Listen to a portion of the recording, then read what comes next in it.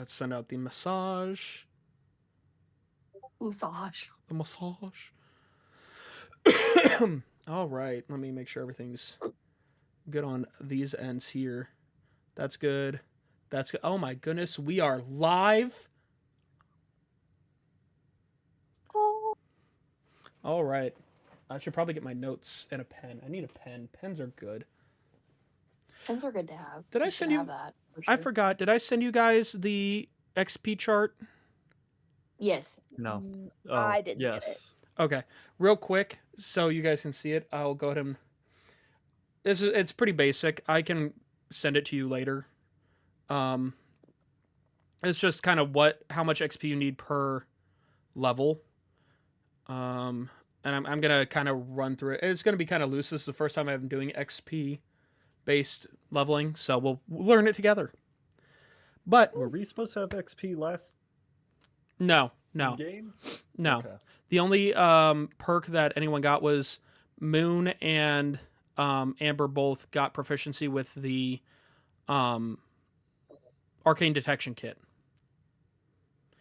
You did not because you ate blueberries and almost died. This is a malarkey. Well, you Absolute malarkey. try a little harder, and then we'll see.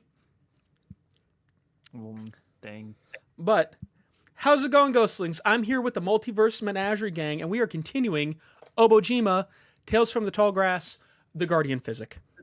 Last time, kind of a recap, last week on Dragon Ball Z, our adventurers all met for the first time. They met their quest giver, Danja, an angry old lady in a forested potion shop. That's the word. And she gave them their task. She hired them essentially to be her assistants, help in her research, travel the world trying to find the ingredients for a fabled potion that she hasn't given a lot of details on yet. Our characters, just to kind of refresh, we got Moon over here playing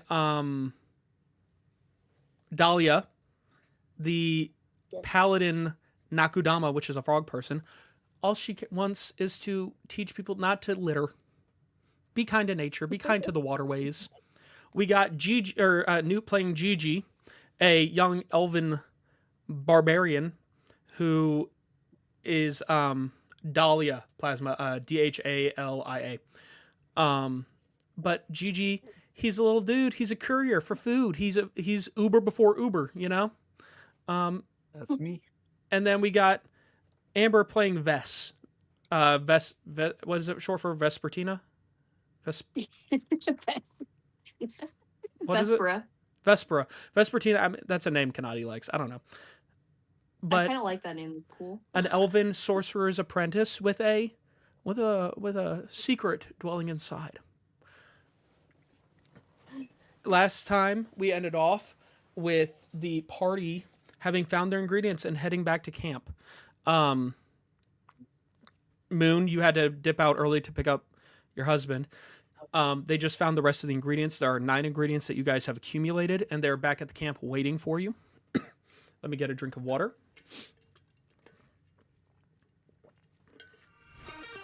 Ooh. All right.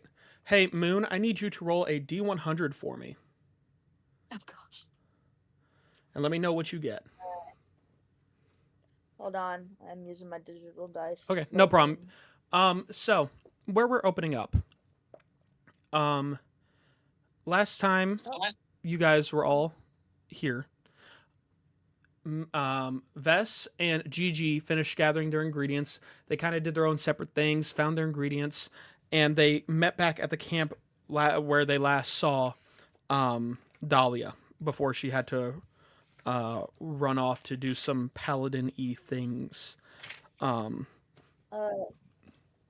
My app doesn't have a D100. That does make it difficult. Ooh. How many 20s is that? 5. Want me to roll 5 D20s? Yeah, I guess. Sure. I mean, you can't roll anything less than a 5 in that case, but that's fine. 58. A 58. Uh-huh. Let me find it here. Um. Okay, I got it. I'll adapt this one. We got this. We'll get to the curse here in a moment. All right. So, as I was saying, you all have Vess and Gigi are back at the camp. They've slept. They've gone through their rest, and as morning rolls around, Dahlia comes back through. And she apologizes for having run off. Like I said, she had some. Oh, that's true. I mean, that is one way to do it. We'll just stick with what we got, Plasma. But anyways, I'm going to stop responding to chat directly, and we'll keep that in mind for next time. Anyways, so Dahlia comes back to the camp and sees that you guys are just waking up, getting ready for the day.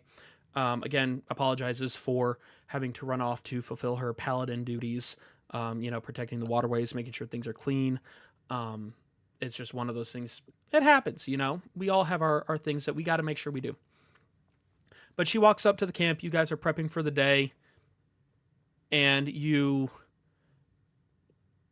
have the time to, fill each other in.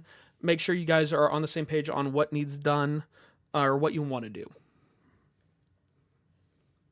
So we have all the ingredients, right? Yes. Okay. So I'm just kidding. I'm gonna let you guys decide. So do we Well, go back to the potion shop now that we have everything? I feel like that's a good idea considering we have everything. And we did test everything. And all of it was good. So. That's fair. That's fair. All right. So we're gonna go then. Yeah, I think we should go back to the potion Okay. shop. All right, so you guys begin making your way back. Hold on, I forgot to get one thing out here. I got to get that pulled up. You guys make your way back, and it's not a long journey. You guys kind of ended off just a bit ways north of Donja's shop, up near the foot of the mountains. So you guys get back. It's early morning. You guys get back probably by late morning. Donja's already working on stuff in the shop. And here's the door open. Turns around, sees, this group coming in. And Moon, as you were away, you caught the attention of some spirits. They weren't, very important spirits. They were just kind of your standard, like, little fellas. And as you walk through the shop, you see behind you 3 very small little fellas made out of dirt. The spirits didn't curse you so much as they decided to watch you for a bit. There are 3 little dirt spirit fellas, the kind of little humanoids, following you around, and they're watching you and they're learning from you, and they're kind of, if they see that you're trying to do something, they start mimicking you as best they can. They're curious. They're watching. That you caught their attention when you were cleaning up the river and cleaning up the area. So you now have 3 little dirt fellas traveling around with you, watching you for the foreseeable future, maybe making chaos. We don't know. Is that the curse? Yes. or- Yeah. I adapted it a little bit, but that is your spirit curses, little dirt fellas. Do any of them look like squirrels? Your Do squirrel any of curse is them- gone, my guy. That curse got beat out of you. That's what you think. So, as you guys enter the shop, Donja turns around. Well, it took you long enough. What? Did you at least get some good stuff? I got a bottle cap. I Gigi. mean, I feel like we got quite a bit of good things, and I feel like it also didn't take very long. I think you are underestimating us a little bit.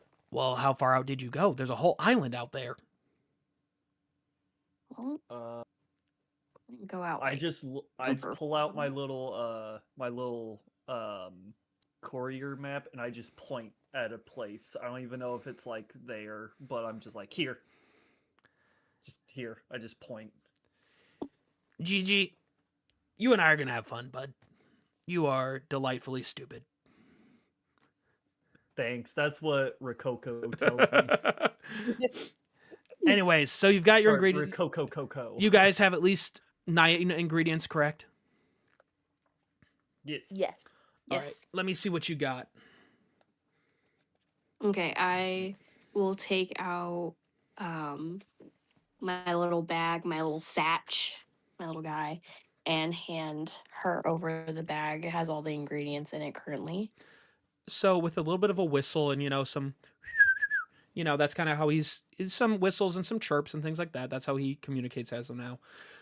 Satch kind of starts floating over to Danja. He nuzzles her a little bit, showing that true ownership there. The teamwork, and empties itself onto the counter. A bottle cap, an apricot, a fish head, a mountain snail, some glumbug essence in a vial, sheep dragon wool, a spark plug that's in slight disarray, green slime, and Oporion glass all fall out of the excuse me, all fall out of the bag onto the counter. And Danja, Satch kind of sits to the side, kind of resting. And Danja starts kind of looking through the ingredients and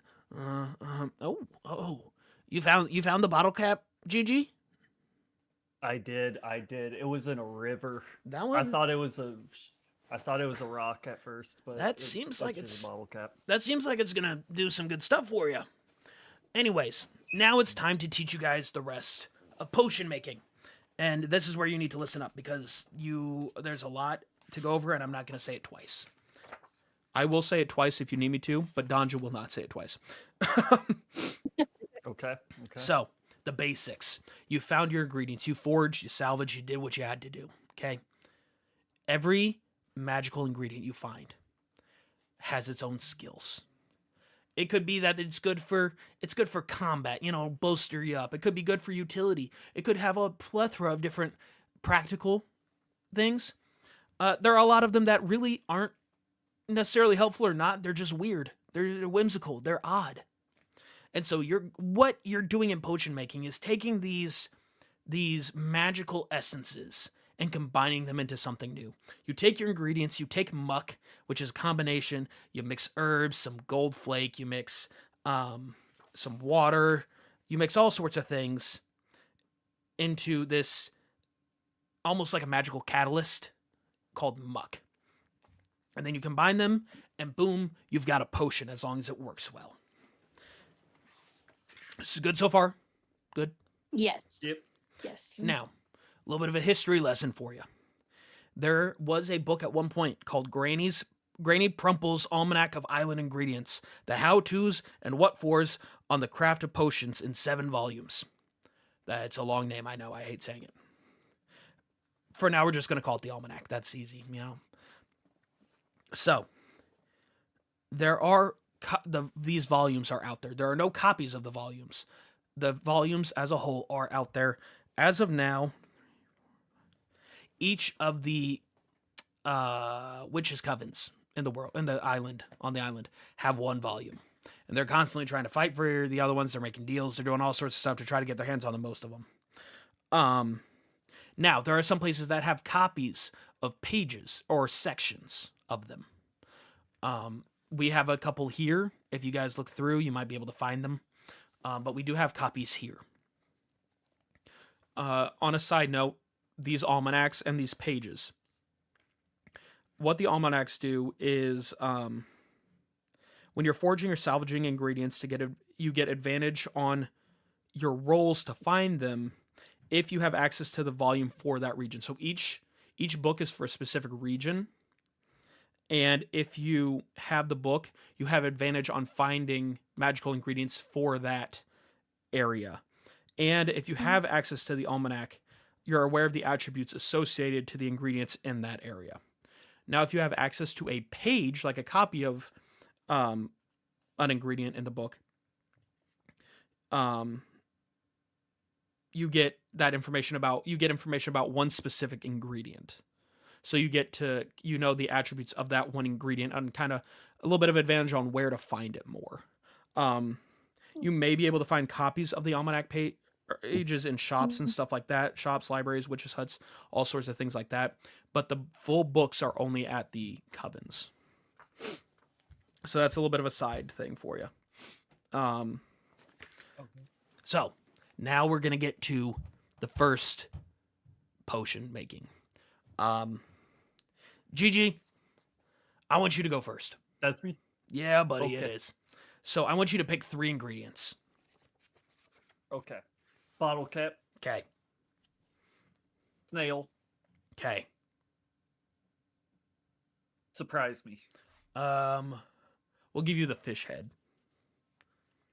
Heck yeah. Well, we could like make that into a soup instead, though. It's gonna be in the potion. Okay. So, how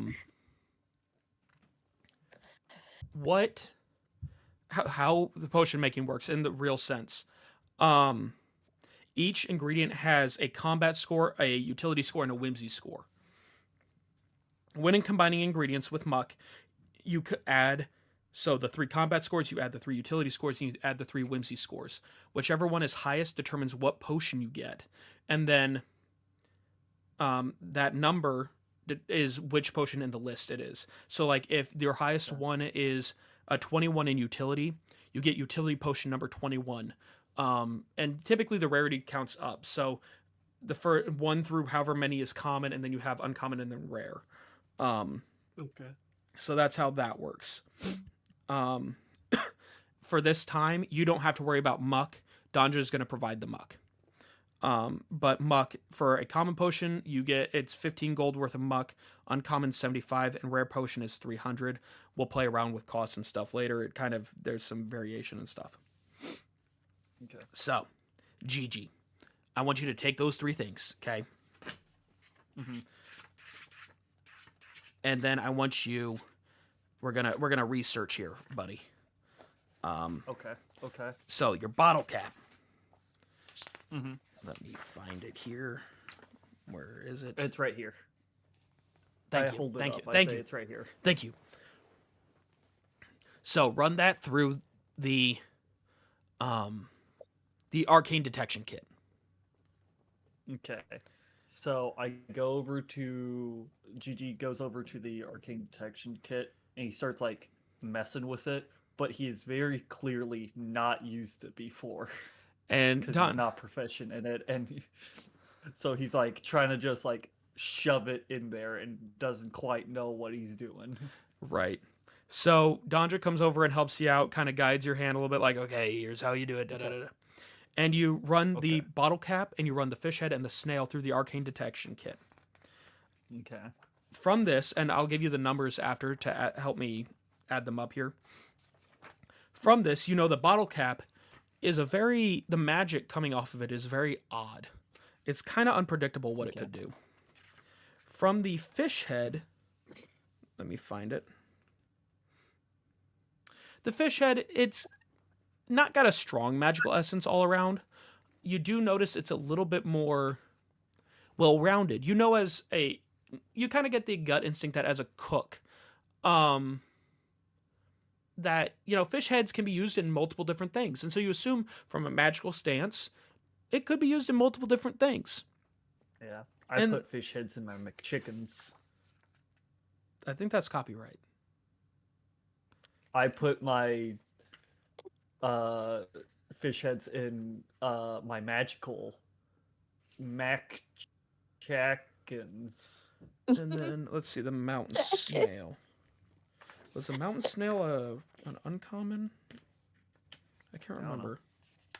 I found it because I It fell is. on my Okay. face.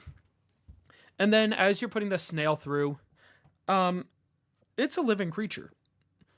It's not terribly unpredictable because it's a snail. A snail is pretty standard. You watch it move. Combat wise, it's a snail. It can't fight.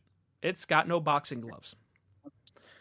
But the snail is adaptable.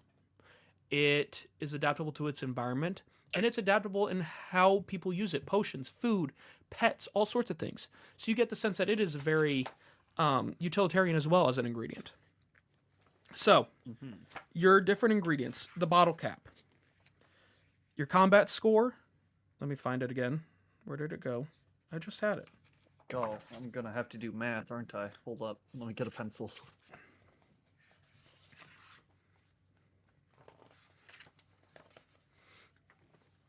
Let me know when you're ready. Yep. Combat is 11. Hold on. Oh my gosh. I lied. I was not ready. Okay, combat's 11. Utility is 13. Okay. And whimsy is 16. Okay. The fish head, if I can find it again. 4, 5, and 4 in the same order. Okay. And the mountain snail, 14, 15, 12. Okay. Now add those up and tell me what the highest is. Hold on. I failed math every single year. Hold on.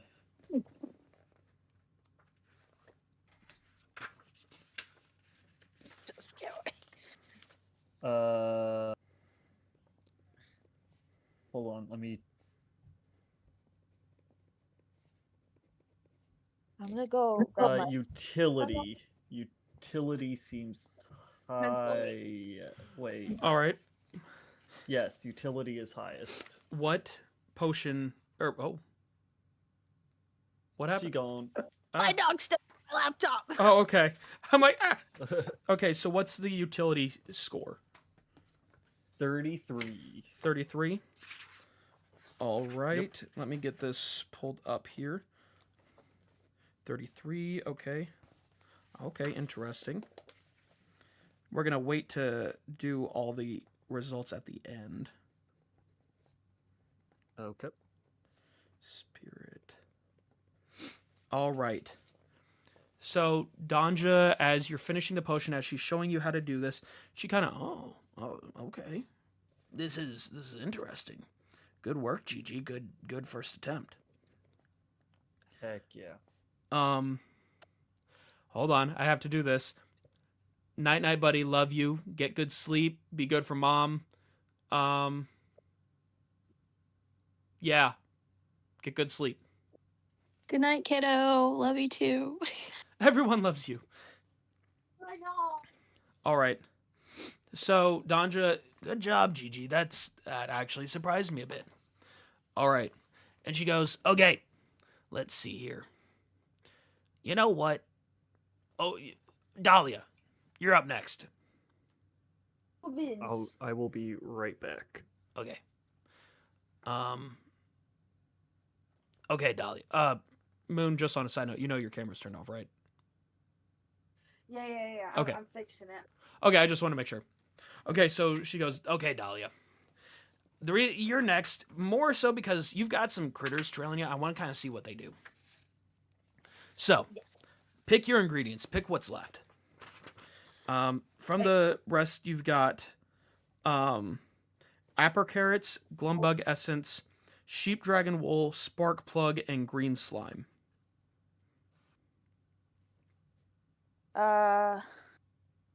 Let's do green slime. Rubber spark plug, and then what are the rest? Oh, apple carrot, glumbug essence, sheep dragon wool, and Oporion glass. What's that? It's a rock they found. I'll do the rock then. Okay. So spark plug, green slime, Oporion glass. Okay, and Danja goes, okay, step on up. Let's do this.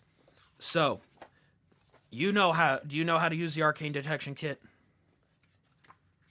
Yes. All right, show me what you What? got. So start with the green slime. Throw that sucker in there. Throw it in there. And the green slime is a magical creature. They are very much used to combat. And you get the sense that the green slime keeps that essence of survival, of having to fight to survive. Next up, you throw in the spark plug, if I can find it. Maybe. Hold on. There's so many pages. I am back. Woo! So Sorry, GG only had 2.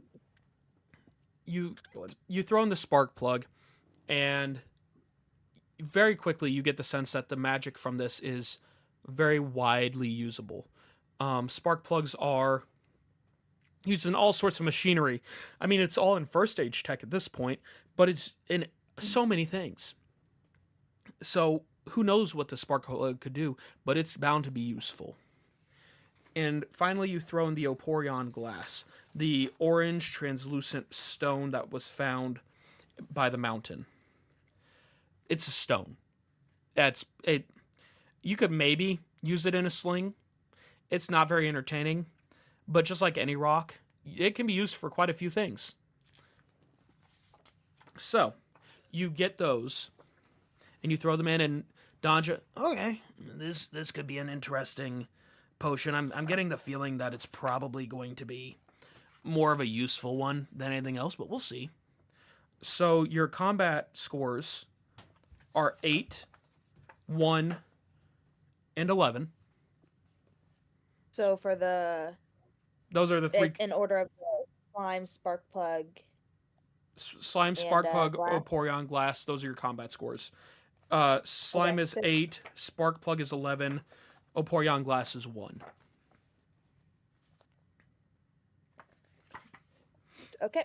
Your utility scores: green slime 6, spark plug 17, and Oporion glass 10. Okay.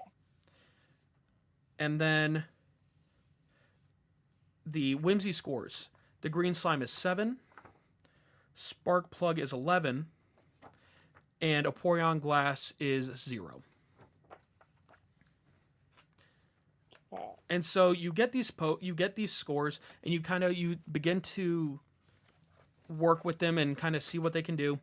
And out from behind you, these little fellas that you collected from the forest, they run up to you, they climb up onto the table, and they grab the ingredients from you. And they're kind of running around with them. You have one of them who he watched Gigi as he did his potion making, and he runs straight to the potion brewing area. He's ready. He's got the green slime, and he's certain. It's certain that this has to go to the potion brewing. You've got one who he saw all these ingredients fall out of Satch. He thinks Satch just lost his lunch. So he's running over trying to open up Satch and throw it back in, and trying to figure all that out. And the final one tries to run out the door with the rock. It thinks it found treasure, and it's booking it. I mean, it is going. They're all doing their own thing, and they think that they're learning. A couple of them think they're helping, but they run off with your ingredients. Okay, can I chase after the one that went out the door? Yeah, absolutely. Roll a dex check for me.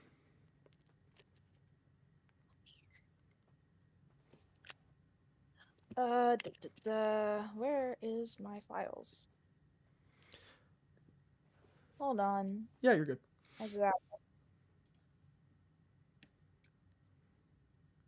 Oh, crud, I didn't mean to close that out.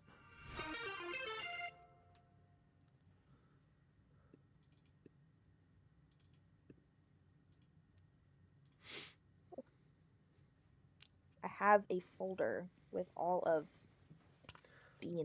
Let me see if stuff in it. I've got your character's stats here. I might still have it on mine. No, I don't. Wait.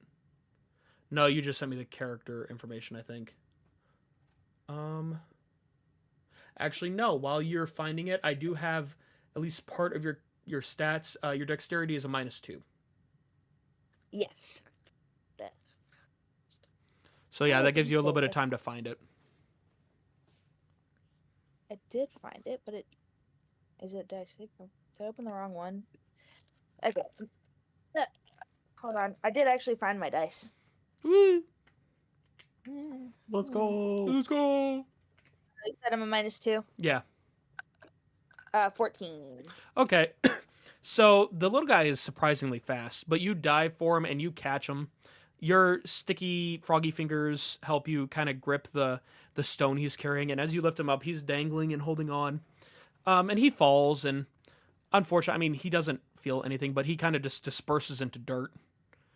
Oh no. Like I said, he didn't hurt or anything. It's just he's living dirt. So you get your stone, and the other two kind of see you. The one is waiting by the brewing. He's just waiting patiently. The other one kind of sees this happen, and he starts walking over to the other one. He realizes what's going on here, and they walk over, and you meet them at the potion brewing area. And all three of you throw in your ingredients. And as they complete their little task of learning potion making, the other two kind of just crumble into little dirt piles as well. And that is the end of your little dirt fellas. They've learned. Oh no. But this potion, what was the highest score? Highest score was a 23 in utility. 23 utility. Okay, let me get that. Oh, well, there goes my pen. Oh, there it is. It's under my leg. Okay. Let's see. This is... That's not where pens go. I know it. So utility... I'm surprised. I thought that would have been higher.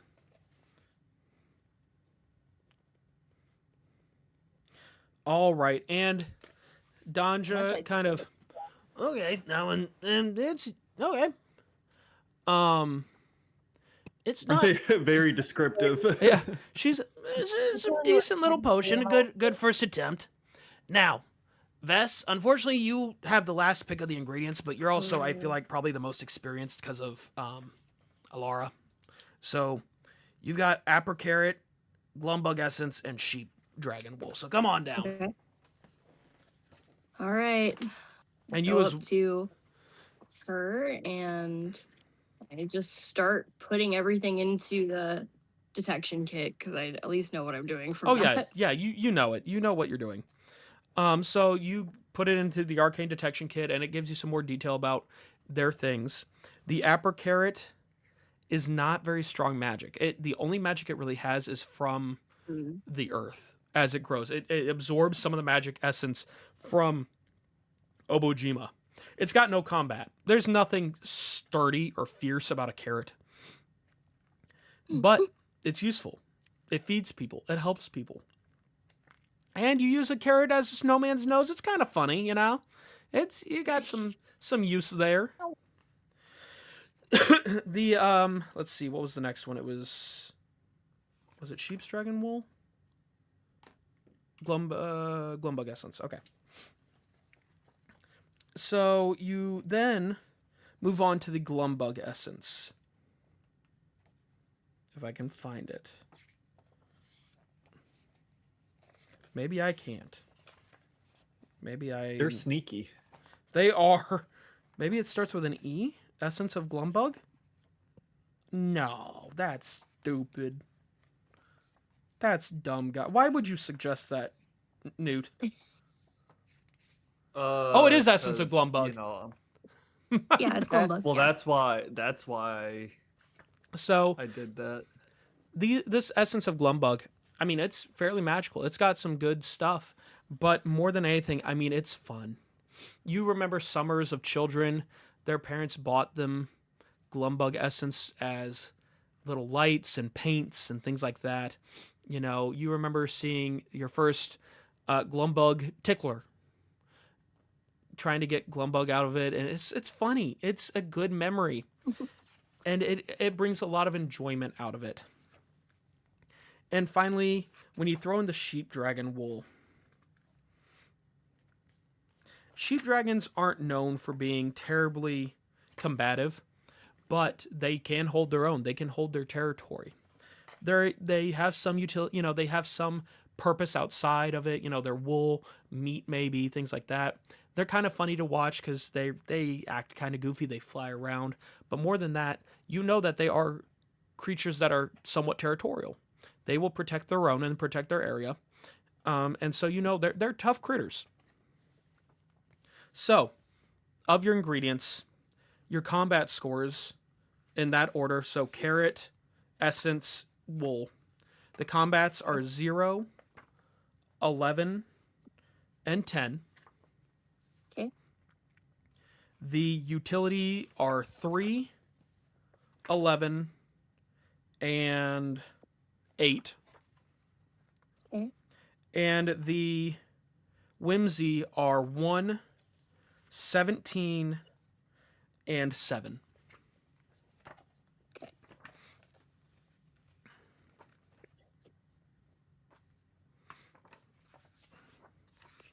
So when you've got that, let me know. Where did my pen go? What the crud? Oh, there it You is. want everything added up, like, So in it's separate utilities, you separate... add the combats up, you add the utilities up, and you add the whimsies up, and give me the highest. Okay, the highest. Got it. Let me do that real quick.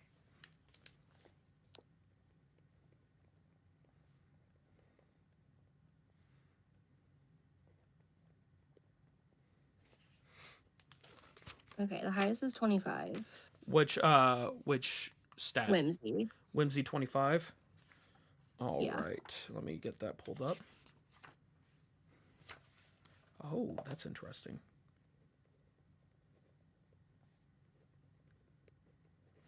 All right. So, Danja, after having finished these potions, she goes, "Not bad, guys. You guys got some interesting ingredients. These are going to make some interesting effects. Here's the deal. As I told you earlier, you can make money off me. If you don't want to keep your potions, you can sell them. You can use them for your adventures to help you find other ingredients. It's entirely up to you what you do with them. The money that you get from the potions, I will... Obviously, I've got to keep some of the profit to help the shop run, but you guys get some money to split amongst yourselves however you see fit. If one of you stays back while the other two adventure, however it works, we'll figure it out. But you can either sell the potions or you can use them yourselves. What you've got on your hands here... Gigi, you've got an Essence of the River potion. This is actually fairly uncommon. Actually, hold on. You said you got a 33, right? On Yeah. 33. I just forgot a word, so I went. Oh no, I didn't. I got it. Okay. Essence of the River Spirit. This small.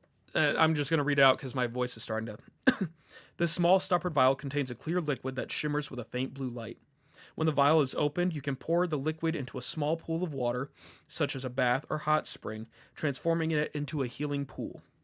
A creature that soaks in the pool for at least 10 minutes regains 4d4 plus 4 hit points. The pool loses its magic after 1 hour or once 6 creatures have benefited from this effect. Okay. Okay. She looks at you and goes, "That. I've not seen that potion in a while. That one, if you're adventuring and you guys are fighting, which I don't encourage, but knowing you, Gigi, you probably are. That one might be really People are helpful. dangerous. I think it's more so you. You're not dangerous except to yourself. Well, But that one may be one that's really handy to you guys. Dahlia, okay. you have brewed the cat's eye potion. When you imbibe this potion, your eyes become cat-like and you can choose their color. For the next hour, you gain dark vision out to a range of 60 feet. If you already have dark vision from another source, its range increases by 30 feet. This potion, she puts in a completely clear, almost white glass bottle with a pointed stopper. The potion is a bright yellow, almost like what you would expect on a cat's eye. Just a very bright, vibrant yellow. And Vess, you have an interesting one because you are the only one who made a potion that doesn't fall into a fighting or combat, or a fighting or utilitarian realm. You've brewed the potion of the Shadow Child. This potion is put into a bottle with a face with glowing green eyes on it. The potion itself is black and inky. You are filled with intense feelings of confusion before an apparition emerges from your body that resembles a young girl with onyx skin and hair and piercing green eyes. Only you can see it, and it can't speak. It functions as the unseen servant spell and lasts for 1 hour. Wow. Okay. If you guys need me to go back, that's fine. I have them written down so I can go back and look. So you guys have made your first potions. That's really good. You guys did a good job. I'll grant you that. It's fine. Just be careful taking potions. If you take too many, you can get sick. And you have to keep an eye out for potions that have permanent effects. Just keep those in mind. But it's up to you what you do with them. Now, what I'm going to do is, let me look at my notes. That's what I'm going to do. So, I need to know now so I can get my stock ready. What do you guys want to do with your potions? Talk amongst yourselves and figure that out.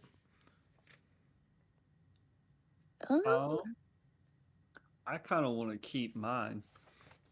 I was gonna say, yeah, maybe keep that one. Yeah, that one sounds like you should keep it So personally. we can have a pool party. So we can get we can get a bunch of people and have a pool party. Or I guess it said, did it say any body of water, or did it say? I believe it was essentially just like standstill bodies of water. I think it was. Okay, so it could be a pool. I didn't know if it had to be like a natural spring, or if it could be like a pool. Could it be like a little puddle? Let me see what it Dig a hole in the specifically. ground. Yours was. Oh crud! Where is it? Oh wait, I'm in Whimsy. I'm not in Uncommon Utility. There we go. Wow. When the vial is open, you can pour the liquid into a small pool of water, such as a bath or hot spring. So it's got to be enough for you guys to submerge into. Okay. Gotcha. Let's see. I believe Cat's Eye was a common utility. Let me write down these utilities here. Oh, yeah. I also got. It was a 33, not 23, by the way. Oh, yours is 33? Yeah. I read my numbers wrong. We'll keep 23 just so you get 3 different potions, because 33 is what he got. So we'll keep. That's fair. They don't change it anyways. Yeah, we'll keep with common utility 23. That's the Cat's Eye. So that's on you guys to decide what you want to do with them. I already have night vision. I don't. So yeah, So I don't need it. Same. But I think it would be really good for you though. So you can also have night vision for a moment. Yeah. I don't have dark vision, so maybe you have gone to that one. But also, if you guys have it, do I need to have it as well, or would we survive with just you? Necessarily need it, but what if you were alone and you needed it? That would probably help you. What if we decided to have a pool party, but in the during dark, nighttime? You know? Yeah. Like, Pool party in the dark. That's funny. That's okay. I like that. I personally don't want to keep mine, to be honest, because it's kind of creeping me out. That's fair. And only I can see her, so what's the point? Let's see. Yeah. And I bet that one seems like kind of good. So I bet we'll get money for it, like a lot of money. I don't know who will want a shadow child, but they can have her. I mean, give the child up for adoption. I feel bad. She's scary. Scary. Creeping me out over here. We're staring. So let's see here. Small Victorian child with inky black hair. Why would you do that for? Yeah, literally, it's all the rage here. Grudge-looking child. also, so like, is she there like willingly, or is this like? It copies the unseen servant. It copies the unseen servant spell essentially. I don't know what It's a single use of the unseen servant. So when you cast unseen servant, you get a servant that only you can see, and you can command, and they can do basic stuff. Like they can't. I don't think they can attack or anything, but they can do basic commands, basic actions. Well, I'm not a fan of slavery, so I say we sell that one. Yeah.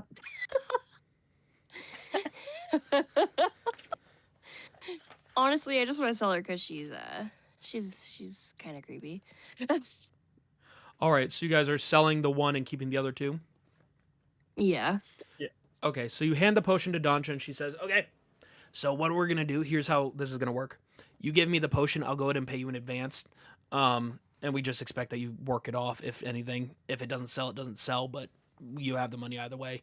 That one, let's see, 2 common ingredients, an uncommon ingredient, a little bit of muck there. We'll say, let's see. How does about 25 gold sound? Gold flowers. Sounds good to me. All right, there you go. And she hands you the gold. Satch comes back to your side, and you put the remaining 2 potions that you kept with him.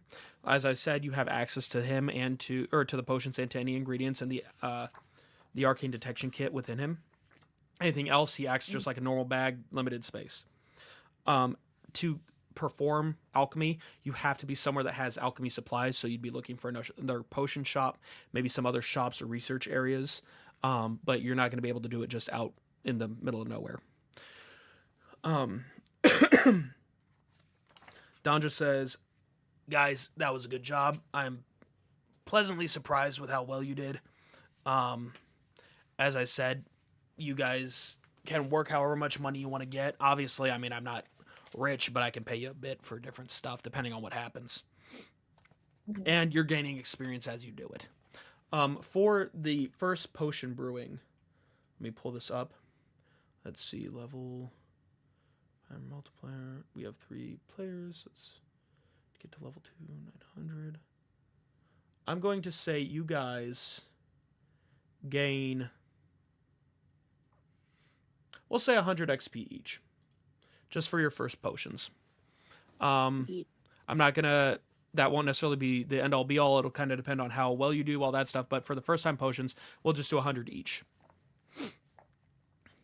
And you guys will be able to gain experience at your own rate. So how high a level you get is entirely up to you and how the story progresses from there. Okay. So Donja goes, okay, now we've got that out of the way. You guys have learned kind of the tools of the trade here. Like I said, as long as you're working for me, you've got a place to stay when you're in the area. As long as you're bringing me info, ingredients, anything like that, you've got extra money for odd jobs, all that sort of stuff. You can you keep the arcane detection kit, Satch on you at all times. That's yours. He'll help you do what you got to do. And I'll give you as much info as I can about any sort of magical ingredients, the almanacs, things like that. That's all at your disposal. You guys are full employees of mine. You have full access to do your jobs as well as you can. I expect you to do them as well as you can. So here's the main task I have for you. I mentioned the other day that I want you to find ingredients. You're going to be looking for the ingredients to a potion that's only been talked about in the legends and the stories and all this different stuff. I don't even know if it's real. It's just something that's been passed on and passed on. I don't honestly know, but I think it's real. And I want to find out for my own, just to say that I did it, really. You're looking for the ingredients of the Guardian Physic. No one knows. I don't know what it looks like. I don't know what it does, but we're going to find out. And I've got resources to tell me when we find it, essentially. But you guys, I don't know the ingredients. There are people out there who claim they know the different ingredients. There are people who claim they've found them. There are places where there are very powerful ingredients that people have said they found that maybe are part of it. But I do not know. That is your primary task, is to research, find those ingredients, and bring them back to me. That's your thing? Got it. So, Yeah. so Gigi, with an uncharacteristically like intelligent moment, looks at Donja and goes, so our goal is to find ingredients that may or may not exist to create a potion that may or may not exist. No, the ingredients exist. They very much exist because there's been stories that this potion has been made before. But there's so much a lot of the story has been lost to time because it was part of the first age. A lot of record of the first age has been lost.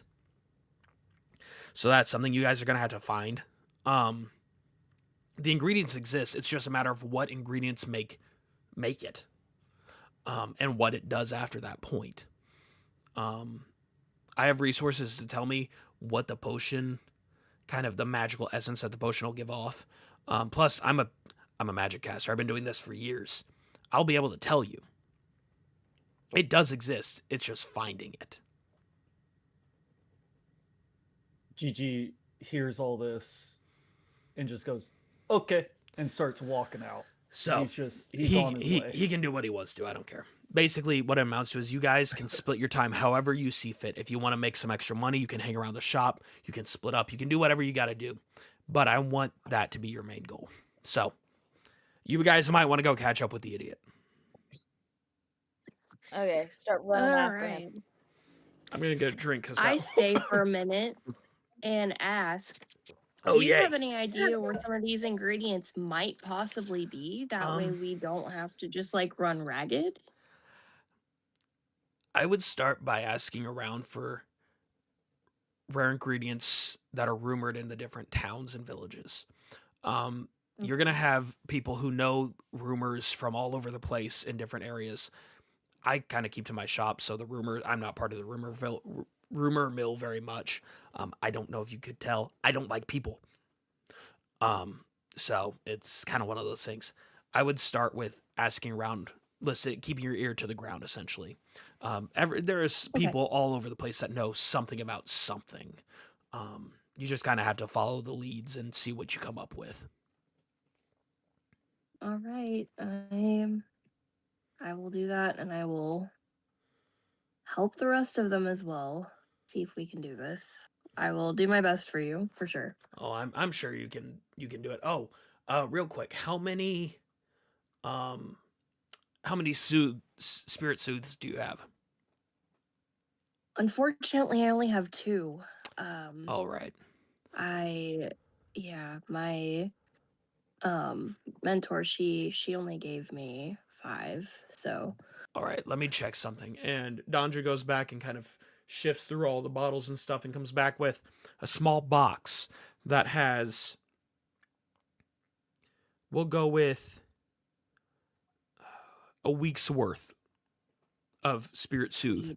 She goes, here you go. Make this last. When you're out, come back and I'll teach you how to make more. I just need to get the ingredients for it. Oh, I appreciate you so much. This is great. Thank you. No problem. But that, like I said, I just have to get the ingredients together, make sure I've got the recipe right, and I can teach you how to make more here and there. That would be awesome. I would love that. Thank you. No problem. Get out. Go get the kid. Fine. Goodbye. So Beth walks out and finds the others. So you guys are out front, out in front of Donja's shop, beginning on this adventure. Now that you know kind of the lay of the potions, how to make potions, how you guys are going to be making your money. I will say, as far as money is concerned, Satch can also carry money, as if it's, just to make that a little easier. Satch can carry an uninhibited amount of money along with the ingredients, just because it's not going to be a lot anyways in terms of that. I don't think you guys are going to have, full chests of gold, enough that you don't know what to do with. That's what you think. That's what right. GG is about to start making some money. But also, do we each have one of those arcane detection? No, you have one for the group. Okay. Got it. Okay. I assume it's possible to buy more. Yes, yeah, it is. Okay. Got it. Yeah, it's a typical tool, essentially. Okay. Got it. So, you guys make it out of Donja's shop and you begin walking. It's no later than mid-afternoon, You guys still have quite a few hours of daylight left. So as you begin walking, you begin to kind of, it begins to weigh on you that, okay, hey, we got to figure out where we're going. You know what I mean? So this, you guys are all kind of silently struggling with it in your own head of how you would go about it, how, kind of the best course of action you guys think, and eventually someone's got to break the ice. You know what I mean? Yeah. Uh, Yeah. Oh, Mhm. where are we Yeah. gonna go, Yeah. guys? I Gigi, he speaks up. I want to go back to Rococo for a second. I haven't seen him in a while. He probably won't know anything, but I want to see him. Yeah, he might know something, and he's like, Gigi is like trying to like give reasons to want to go back to Rococo of like why he might be able to help, but really it's just he just wanting, He misses his dad. he's just wanting to see him again. Yeah, basically. Well, you know, So I wanna- understand. I would love to go back and see my mentor, but my mentor might actually know something. So, anyone's welcome to join me to go see her. But Should we Are we split splitting up? up for? Yeah, should we split up for now? Is the gang splitting up? What if? oh no, What if we all split up to a different individual? And actually, individual is too big for Gigi. All right, different person. We all go to a different person. We ask what they know, and then we like reconvene at somewhere. like a meetup spot? Yeah. Yeah, I mean, Donja's would probably be a good meetup spot, just like to like as a little home base kind of situation. Well, 'Cause we all have since to I go back have there the gold, I'm gonna give you guys. I'm gonna give all of them like. I'm gonna split it up into 3 and give them. I think it's like 8 point something. So if you're splitting it up even close to evenly, it would be, I said 25 gold. Yeah. Goodness. 7. It'd be Those 7 for only them, get and one you'd ex- have like Yeah. you would have 11 to yourself. Okay. I'm just gonna give them each 7. Be like, here you go, guys. That way, there is money that you guys have for your travels while you go back home for a little bit. Got it. All right. Let me see here. Where is that? Sorry, I'm getting my thing set here. I think it was Water, was it? Anyways, sorry. So you guys are splitting up and kind of going your separate ways for now. Yeah. And then we meet back up at Donja's. Yes. All right. How long are you guys expecting to be separated? Let's We meet back up just- in about 3 days or so. 3 days. Okay. Yeah. Okay. Sounds good. All right. Give me one more moment. I'm just making sure I got all my details on this here. Sorry, I realized I need to cross-reference notes a little bit. Gale Fields. Okay. So, GG. That's me. You you begin making your way back to Watango Village, and you didn't tell the others because you're a 12-year-old. You're kind of embarrassed to admit it because, who wants to admit that they missed their father figure. But you missed Rococo. You missed the bustle of the food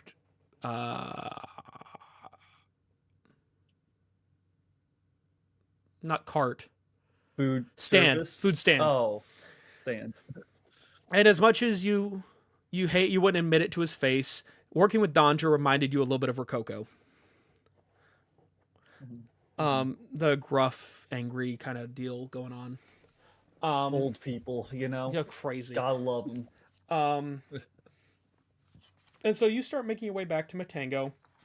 And as you're going, roll a... Let me think here. What would that be? I guess that'd be a history check for me. Okay. And roll it at at disadvantage. Okay. Mm. You said what was it? History.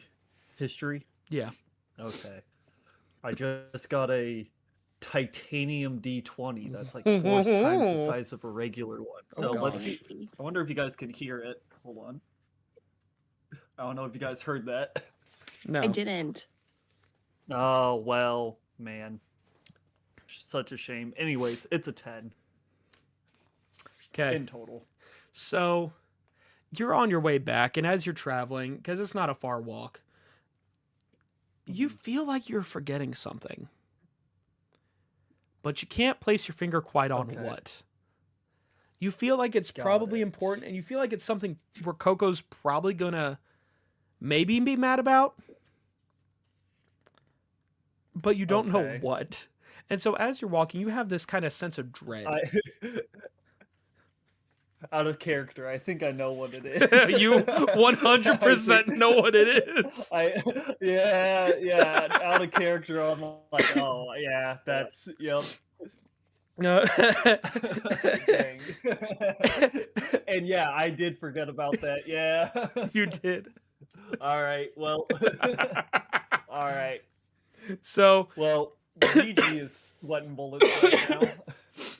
So you're entering your village and you're excited because you haven't seen them in a few days. This is quite a bit of time you've been away. You're not used to it. But you are also very nervous. And as you walk in, you see the different family crests of the different clans in the village.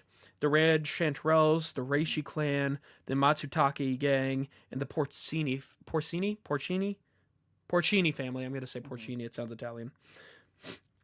You see their colors and their crests all over, you know, the different clans of the village, the different families. You see some familiar faces as you go by. You see the reigning truffle prince walking by, the winner of last year's village festivities. You see this. Did I compete against him by any chance? No, I'd say you were probably too young at that point. Okay. Um, Okay, got it. I was about to have You- the biggest grudge. in the distance, you hear the faint grunting of Ragora, the pig spirit that you all know and are so fond of. And you see some others that you've grown accustomed to, some friends, some neighbors, some that are common customers at Rococo's, the Moss Boil. It's friendly. It's a farming village. You're used to it at this point. And you get up to Rococo. You get up to the Moss Boil, and you see Rococo working. What? Say hi. I walk up, or as I'm walking up, I'm just like, hi, I'm back. I'm like, I'm not quite running, but I'm like speeding up and everything, but like still on the low key, like trying to be like, I don't care that much. Without looking back at you, you go, "Oi! What took you so long? You've been gone for days." Well, you sent me to a witch. Is she a witch? Yeah. Is Danja Yeah. a witch? Yeah, she's a witch. You sent me to a witch, and I think I'm like working for her now or something. I think I can still work for you. I don't really know how that works, but Well, I guess the first question is, where's the money for the delivery? Where's the extra ingredients? I don't care. I assume that's the thing. Yeah, that's the I thing. was forgetting. Yeah. Okay. Yeah, I kind of figured.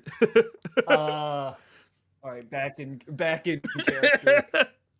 Oh, Well, you see the payment. You Well, had one uh, job that you didn't do.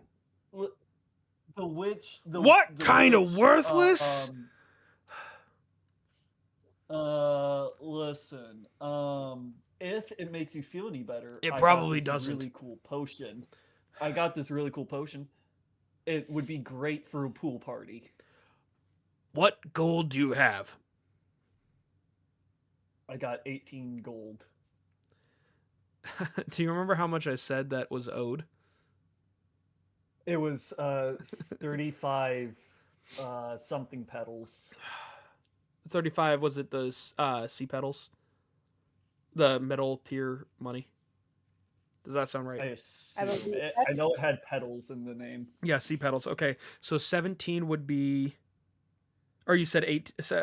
how many? 35. 35, so that'd be... 3.5... 10 sea petals to 1 gold flower, so that's... He goes, look. Okay, fine. You pay me. You forget about the ingredients. You don't have to deal with that. 4 gold. Okay. 4 gold? I'll Okay. forget about the ingredients. I It's not a problem at all.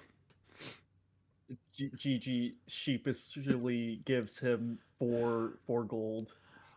And Gigi, Yeah. you're fired. What? What do you mean? First off, you forgot the payment. Well, What- that's not my fault. what am I didn't supposed to think do with about that? it. I gave you gold. Second, I can't have you gifting splitting gold. your focus between me and another. So you're just firing me? You're just Look. And in a moment of realness, Rococo stops cooking. Gigi is like almost crying. This is for the a first second, time you've or, seen like, him starts tearing up. This is the first time you've seen him stop cooking, like, ever. You're far asleep before he ever finishes each night. He's cooking by the time you wake up. You've never seen Rococo stop. He goes, look. Witches are known for their adventures, their tasks, their jobs. You won't be able to do both. This is just easier. So you can focus on that one and you don't have to worry about me here. But And- won't you need help? Because you're a god-awful courier. You forgot the money. I'm the best courier you have. You're the only one I have. That means I'm the best. By that property, yes. Of elimination. Fine. But I'll be fine. You just worry about the switch. Excuse me. Oh, okay. And then Gigi just he's very upset about it, but he just kind of is like, okay, I'll see you later, and You're- he slowly just starts walking away. You're welcome like, to okay. come back and eat here. He You're- turns around real quick whenever I'm in town. Yeah. You're always well. Like you tonight? always have. Yeah, you always got a table, bud. And you'll actually sit down and eat with me instead of just giving me something and going by yourself. You'll sit down and eat too. Yeah, fine. Yeah. He runs up, hugs him real quick, and then realizes, oh wait, I'm not a boy, I'm a man. And then he runs up quickly and then is like, oh sorry, and go, those manly handshakes where they don't even grab the hands, they go for the forearms. He's trying to do that. You're like, yeah, good doing business with So- you, Yeah, know? but As you hug Rococo, you kind of get the sense that he's stunned. He kind of whoa, but you almost feel. I'm not gonna say a hand because he doesn't have hands. You think you feel one of his legs start to move as if he's gonna hug you back, but right as you start noticing this, you pull away. Wait, what is What is He's a Rococo? beetle spirit. Oh, He's a giant beetle. okay. Yeah. Good. Okay. I didn't And like. as Yeah, you go for I this probably hand, knew that. as you go for this handshake, yeah, man stuff, yeah. Mm-hmm. You're gonna be fine, dude. Just like I said, come by and visit in your travels, and I'll be sure to take care of you. Don't forget, the truffle hunt and the all the festivities are coming up soon, so you have to come back for that. Got it. Try to Got take it. down Is that down Raheni to be the truffle prince. will do? Will do. When is that? How many days is that? Is Ah, that you've got within some 3 time. days? It's gonna be a while. It's gonna be a while. Okay. You got, All right. you know when it is. Yeah, man. Yeah, I know. I know that. And so with that, you spend your days in Matango Village. You eat with Rococo. You prep for the journey. You do a couple odd and end jobs here and there for Rococo while you're there. And you make back, I'd say, 2 gold flowers from Rococo. And you start heading back So to he Don. did need me. He gave you a couple odd jobs here and there. I'm hearing he wants me back. But alright? you That's what I'm hearing. you begin heading back after the 2 days back to or 2-3 days back to Donja's. And now we turn to Amber, to Vess. So you said you're going back to Alara's, correct? Yeah. Yes. All right. So as you near Alara's, you begin going over what you're going to tell her in your head. You kind of take stock of all the things you've got. You're keeping track of the potions. You've kind of taken it upon yourself to not be the leader of the group, because there's not really a leader per se, but you've taken it on kind of Yeah. the, for lack of a better word, administrator job of the group. You're keeping track of the potions, of the ingredients, of the money. Satch's chosen you, and you take that responsibility very seriously as someone who is a sorceress's apprentice. And as you're walking up to her not hut but home, you begin to think about what you're going to tell her, how you're going to bring this up, the information you're going to give her. And you enter the door and you see her kind of shifting bottles around on shelves, looking through her inventory, and she catches you out of the corner of her eye and kind of she flashes you a welcome in smile. Hello, I have returned. I see that. How did it all go? You were gone for, oh goodness, I don't know, several days, longer than I expected, but also not really. I know that you sent me to get more ingredients for my spirit soothe. There was other plans made during this time. Sorry. Met with the shop owner Danja, of course, which you How did slightly know who that is. Oh, I know who that is. How did that go? Well, Yeah. she's grumpy. Yeah. I was gonna warn you about that, but then I thought it'd be more fun not to. Of Just course. as Yeah, a no, I mean, little prank. she's a fountain of knowledge, though, I will say, and she Yes, she has yes. put us out to get some tasks done for her, She- and she will house us and feed us if we do these things. And we did get ingredients for her, and obviously I know how to make potions essentially on some occasions, of course, because you've taught me, but the others that we were with did not. So you have she others, taught okay. them, and it was, yeah, there was 2 others. Very Well- interesting characters, especially one of them, Gigi. Interesting. At first hated me. Now they like me. But to be secretive, it was because I shared some of my soothe. I don't know if that was a good idea. It shouldn't have any ill effects on him. You know what it's for, and it's magical in base. It helps bolster, so it should be fine with him as long as it's not high doses or frequent. It was very To much be just a sip, luckily. to be very honest, I had an expectation that Danja was going to try to hire you for something. She has a habit of hiring people for different odd jobs and things like that.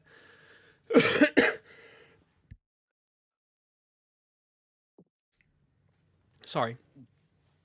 Oh, you're good. I expected as much as it was a possibility, but I was waiting to see. So come in, tell me more about what's going on. And you are right. She is the most knowledgeable witch I know. She is also the only witch that I know She's that has great. never been a part of a coven, and they are none of them are very happy about that. But you No. you will do well working with her, and you will learn quite a bit working with her. So I feel like I already have. I mean, I know you sent me to get more spirit soothe ingredients, but I will say she has stocked me up. I have at first I only had 2 soothes left from my trip, and now I have 9. So we are going to be meeting up in the next few days to go back there, and then she can teach me how to do so and what ingredients I'm going to need for that, which is great. That's good. That's good. So tell me about these friends of yours. Tell me about your your little adventure party and what you're needing to do. Well, like I said, Gigi was an interesting character, an elf as well, which is nice. So it's nice to see another fellow Oh, elf yeah. around.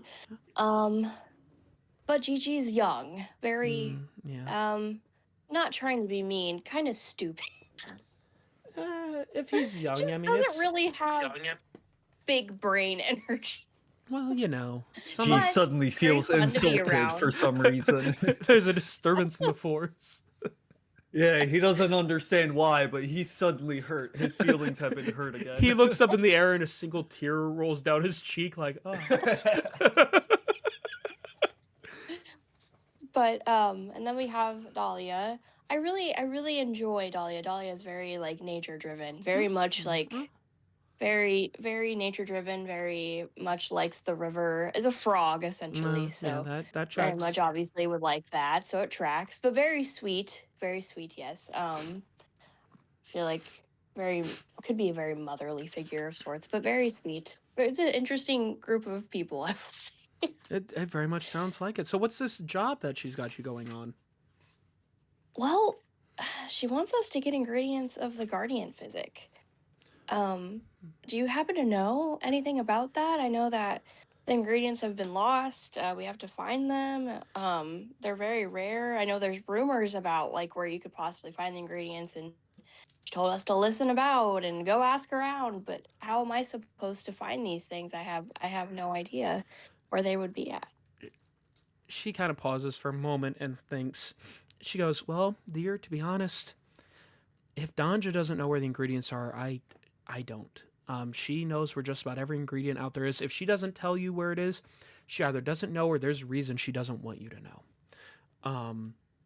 I will say, as far as gathering information outside of Danja, just general information, some of the best information I've heard is from scientific information, historical is from the AHA down south, their headquarters. There are branches everywhere. They're your academics. They're the what is the actual? Hold on, I gotta find my notes on guilds. As you know, Man AHA doesn't have is the entire thing memorized. archaeologists, historians, and archivists. They've got a lot of information on history and science. They may have ideas of what you could be looking for. They aren't very versed in magic, but they may have resources to indicate what magic you're looking for. Outside of that, the courier brigade has they travel around. They hear a lot of the rumors. The Mariners Guild and the Society of Young Stewards, neither of them are really. I wouldn't say that either of them are great sources of information, but they may be able to help you find resources that can. And don't forget the use outside of your direct quest that can happen. You may find that getting one specific ingredient is proving difficult, so you need combat prowess, and there are the sword schools. Every group may have something to offer. You just have to kind of play around and find what you're looking for. But in terms of where you should start, I would say find one of the outposts for the Couriers Guild and ask for rumors, or find the AHA and see if they have any resources. Like I said, the AHA, their headquarters is down south near the southern coast, the southern bluffs. And the Courier Brigade, they tend to be just kind of all over the place. You'll find them literally pretty much everywhere. Any sort of settlement. Okay. But that's my advice on that. I guess that's where I'll start then, because I have no idea. It's very challenging for sure. It is, and I don't envy you this task, but it will be a grand adventure for sure. But come in. How long do you have before you have to leave? About 2 to 3 days. It just depends. So you come in and you rest with your teacher. I will say you go through over the course of the 2. You do go through 2 spirit soothes because she was out. So you're down to your 7. And as you begin heading out, you make your way back to Donja's, and Alara, she just be sure to come back and visit here. I'll help however I can. I'd love to meet your friends. Gigi, it sounds especially rambunctious. I'll have to put a protection spell on some of my wares, but I'd love to meet them and That sounds like a good idea. help how I can. Because they really like to get into some crazy stuff. Not to mention, ate blueberries. They're allergic. It was bad. Almost died. It was a sight to see, I'll tell you. I will not make anything with blueberries. Yeah, I don't will do that. avoid that. Yeah, no. Yeah. Dude, what a snitch. What a snitch. Come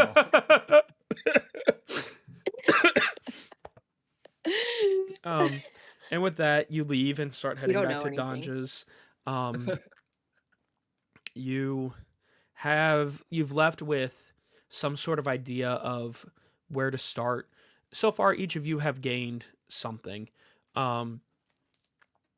Gigi has gained more of a role model relationship more than he realized, and resources when traveling, that a place to stay, food that may be slightly cheaper, things like that. You've gained information, and now we turn to Dahlia, who has no known place to go. So let's see. So Dahlia, where in your 2-3 days that you have, what is your plan? I don't have any family to speak of, so I just sheepishly wander back into Donja's shop and just stand there awkwardly waiting for her to acknowledge me. Okay. Why are you giving me the stink eye, girly? I thought you were talking to me. I'm like, I'm not. No. My dog, I'm as simply soon as I not. started, threw her head up and started looking at me and giving me the stink eye because I interrupted her nap. So, Go back to as this is back to the the first day where everyone splits up, Danja has gone back to work, and she hears the door and, what? Don't you don't have anywhere to go? I kind of overheard that they were heading back to their homes. Are you? I have no home to speak of and no family. Well, you're more than welcome to stay here, as I've said. You've got a few days. If you want to make some coin, you can. If you want to, you can do whatever you want, really. I'm not going to hold you to anything. Like I said, I'll pay you for your help, but you're more than welcome to do any task you see fit and come back in for meals and to rest or whatever you need. So, you just tell me and I'll figure something out. I do not know what tasks need to be done. So, I don't within the have any direction in heading. Within the shop, she goes, "Well, are you saying that to Donja or to me?" To Donja. To Donja. Okay. Donja goes, "Well, You can always prepare. There's a long, long journey ahead.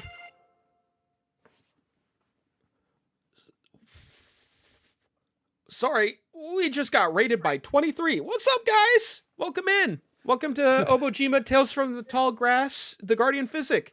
Sorry. Whoa. Whoa. Rated by who? Wait, who? Am I stupid? I'm stupid. By Hi. I don't know how to say that name. Ojo? Ojo? Either way, welcome in, everyone. Raided. We gotta Fortify the raise camps. Our defenses. Yeah, we Get gotta. Everyone walk in. Get to the Palisades. Iwa Ojo. Okay, gotcha. Thank you, Jar Jar Claps. Jar Jar Grand name, I will say. I can't. Oh my goodness, that's good. That's great. I love that. Anyways. Oh, sorry. Oh, that's good. So we're in the shop and Danja said, well, obviously, you know, we got the jobs around here, cleaning, stocking, selling, you know, normal potion shop. You've got a long journey ahead of you. You've got your friends that you got to help take care of. You know, you're all going to be looking out for each other. You may not be there yet, but you're going to kind of develop into a little family, I'm sure. There's plenty of ingredients and forageable stuff out there that you can find. There's a lot of things that you can do in preparation or just to pay money. Or to make money, I should say, sorry. And I'm willing to help if you need to learn anything, to research anything. There's quite a bit you can do. I need water again. What? Bro, same. My husband took all my water. Oh, that voice hurts. What? I do not know how to prepare for the journey ahead. What would you have me do? Well, if you're preparing for your friends, I would say finding ingredients to make more potions, either to make money or for utility purposes. You can always make money around the shop to buy food and supplies, find ingredients. There's your basics. However you prepare on your own, however you were preparing for your journeys on your own, triple it. You're now preparing for yourself and your friends. Adventuring, you need money, you need supplies, you need equipment. There are all sorts of things you'll need. And I understand traveling alone is very different than traveling with a group, and so you're going to be needing to get used to that. I get the feeling that you were on your own for a while. So yes. Take how you prepare for yourself and prepare for them. Think of it like you're preparing. Think of it like how you would take care of the river. And put that effort into your friends. Okay. I can do that. Okay. So, would you like to work around the shop, or are you going to do your own thing? Either way works. I will go and look for ingredients and return soon. Okay. So, you leave. Like I said, you are at Donja's shop, so directly around you, you have the river, the mountain, the forest, you got the fields. Matango Village is the nearest village. That's where, that is where, Gigi ran off to, was Matango Village. That's his home village. So you could get some supplies there, things like that. Although it is back to day 1 of the 3, so Gigi just left for there. So if you're wanting to find ingredients and supplies, I would suggest probably going to one of the more natural areas and starting to forage. Mm-hmm.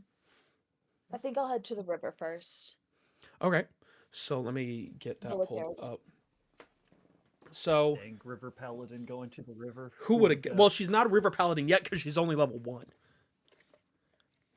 Working on it. So dang, what a noob, what a loser. Let's see. You are in the Gale Fields, Gift of Shiratashi. I'm assuming you're kind of heading away from the mountain, going like downriver. Yes. Okay. Jeez. Oh my goodness. So how do you go about finding your supplies and finding your ingredients? What's your plan here over the course of the next 3 days?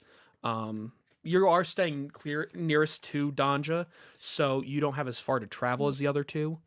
You have the most time to gather materials and things. I want to start by walking alongside the river and looking for anything that catches my eye. Okay. Because I remember the bottle cap being highly coveted and complimented by Danja. And so I try to look for something similar. All right. So let's see. Joshi Don't bully me. Okay, so as you're looking, I want you to roll 3 investigation checks.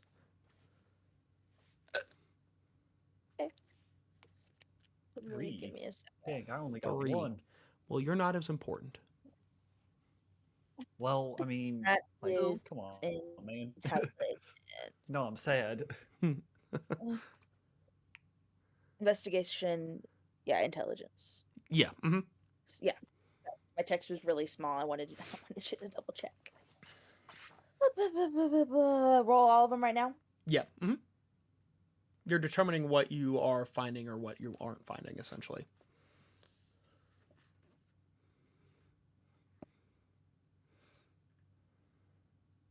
$18, $8, and 15. Okay.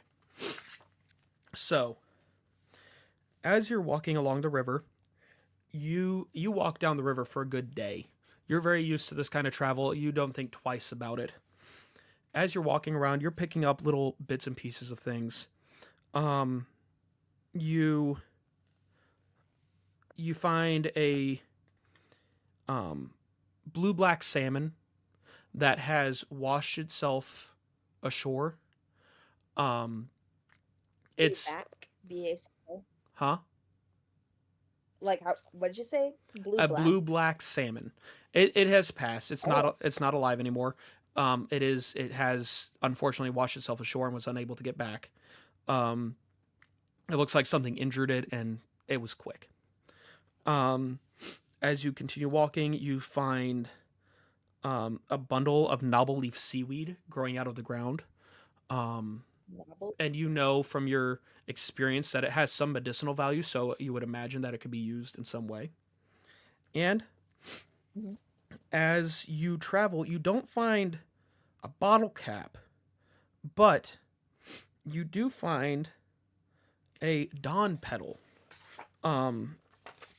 which, since that's the one that we don't, that's a little bit of a different name. It is the petal of a flower. It's a very pink, kind of rounded flower, almost like someone tried to make a heart shape, but kind of forgot to do the dip and just kind of woo. And Someone sucks at drawing. it's odd to find this along the river because usually they grow near trees that are inhabited by spirits, but one must have propagated right by the river, and it's somehow survived, and you find its petal. You find a petal that has fallen. And so you get these materials, and you've walked for a good day or so. And hold on, let me get this pulled out here. And it comes to nighttime, and you rest at camp and kind of do what you got to do to prepare for the next day. And the next day happens. I mean, there's nothing. You're on your own. The preparations are pretty basic. So what's your goal for day 2? Goal for day 2 is to get supplies for the journey, like physical supplies we need, like food and money and whatever. So I want to go back to Danja's and ask her about making some money. Okay. So she sees you come in, and welcome back in. How did it go? How did your exploration go? Well, I believe I found 3 ingredients. Okay. I hope. Well, let's Do get not to have testing think to then. You know the process. Let's get to it. So she pulls you in, and she kind of takes you under her wing in a kind of a teacher-student sense, because you are the only one here. And she does. You can't really. She doesn't show it very readily, but you can tell she's not got a lot of company always. And so having someone who's taken an interest in her work is something that she's getting somewhat excited about. So you test these materials, the blue black salmon first, and she helps you, and you find that this salmon is a funny little thing. Yeah, it's a creature, so it's got some strength to it. It's got some utility in that it can be used for food, for harming, all sorts of things. But you see as you're studying it, as you're researching it, that it's smart. It's crafty. It's surprisingly adaptable.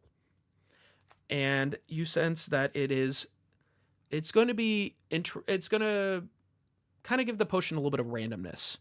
So your scores for the blue black salmon are 3 to combat, 4 to utility, and 7 to whimsy. Cool. Next, the not Lobeleaf, Knobeleaf. Where are we? Okay. So you bring out this clump of seaweed, and you look at Donja. She's kind of giving a look like, okay, that's great. That's so good. Seaweed. And as you're researching it more and running it through the tests and things, you're not finding a whole lot. It's pretty basic. Yeah, it's got a little bit of magical property that is siphoned up through the ground of Obojima, but it's not anything special. It's pretty basic stuff. It's not any stronger in any component. So it's got 1s across the board. All 3 stats are 1. Alrighty. And finally, you pull out the Dawn Petal. And as you're looking at it, Donja sees wow. You said you were traveling along the river? Yes, I was. And you found that? Yes. Very, very unusual, I know. That is. Usually they are deep in the forest because of the spirits residing in the trees. To have a Dawn Petal by the river? I mean, something carried the seeds that far. Was it near the flower? I did not see the flower, no. That's really interesting. Either way, that is quite the find. And as you're researching it, it does have quite a magic heavy essence. It is a flower, so your combat flowers aren't known for their durability, their sturdiness, their ability to withstand pressure. They do have a little bit more utility. You can use them in potions and healing and food, different things like that. But this petal is an unknown. The fact that it was out by the river alone adds to this sense of mystery and randomness, curiosity around it. Your stats here are 11, 13, and 7. So, with that, excuse me. Number 4. Dahlia. What is the number and type? Oh, for combining the 3 into a potion? Yes. Yep. Okay, hold on. I wasn't... 13, see, 13, 3, 4, 5, 6, 7, 8, 10, and 7. It is 18 in utility. Utility? Yes. 18. So let me get that pulled up. Give me one moment. 18 and utility.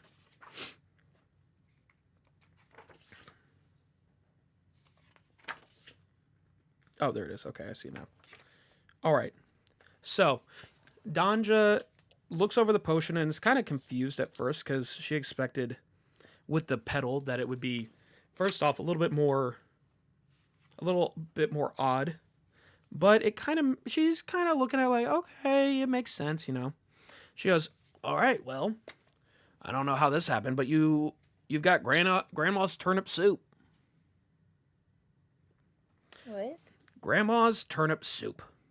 So she pours this green, not hot but warm potion into an ornate bottle like you would find in a grandmother's house, almost like an antique bottle with a stopper.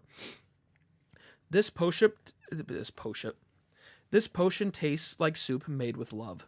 When you consume it during a short rest, you can roll 1d4 hit dice, adding your constitution modifier to each and regaining hit points equal to the total without expending them. Let me write that down. That potion. Turnip soup. So it regains you hit dice, which is something that you roll during short rests to regain HP. Your character has so many hit dice per character level based in a class, and when you take a long rest, it heals all your hit points. Short rest, you roll a certain amount of your hit dice, and it heals you some. And some other spells and abilities use them, but that's a case by case basis. So Danja goes, well, that was pretty good. Not greatest, but that's a solid potion. Are you wanting to keep it or sell it, or what do you want to do? You may sell this potion. Okay. So she takes it, she kind of looks it over, calculates. She takes into consideration the time, the ingredients that were brought in, and you make yourself, okay, so that's 15,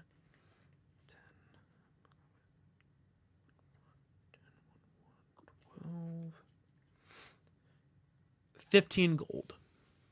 So you get yourself 15 gold pieces for your party from that potion. Let me get that Alrighty. down.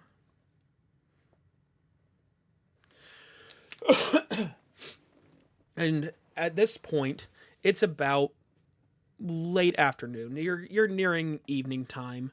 You and Danja have been working on this. She's been teaching you some rope, showing you some stuff. Since you've been working on this on your own, you alone gain an extra 50 XP from this.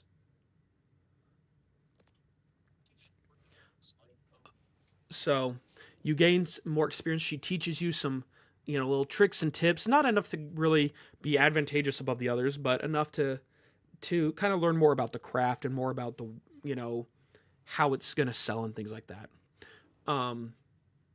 She does teach you that potions, selling them, it takes into consideration the amount of muck used, the quality of the ingredients, and the quality of the potion, along with, needing to make a profit.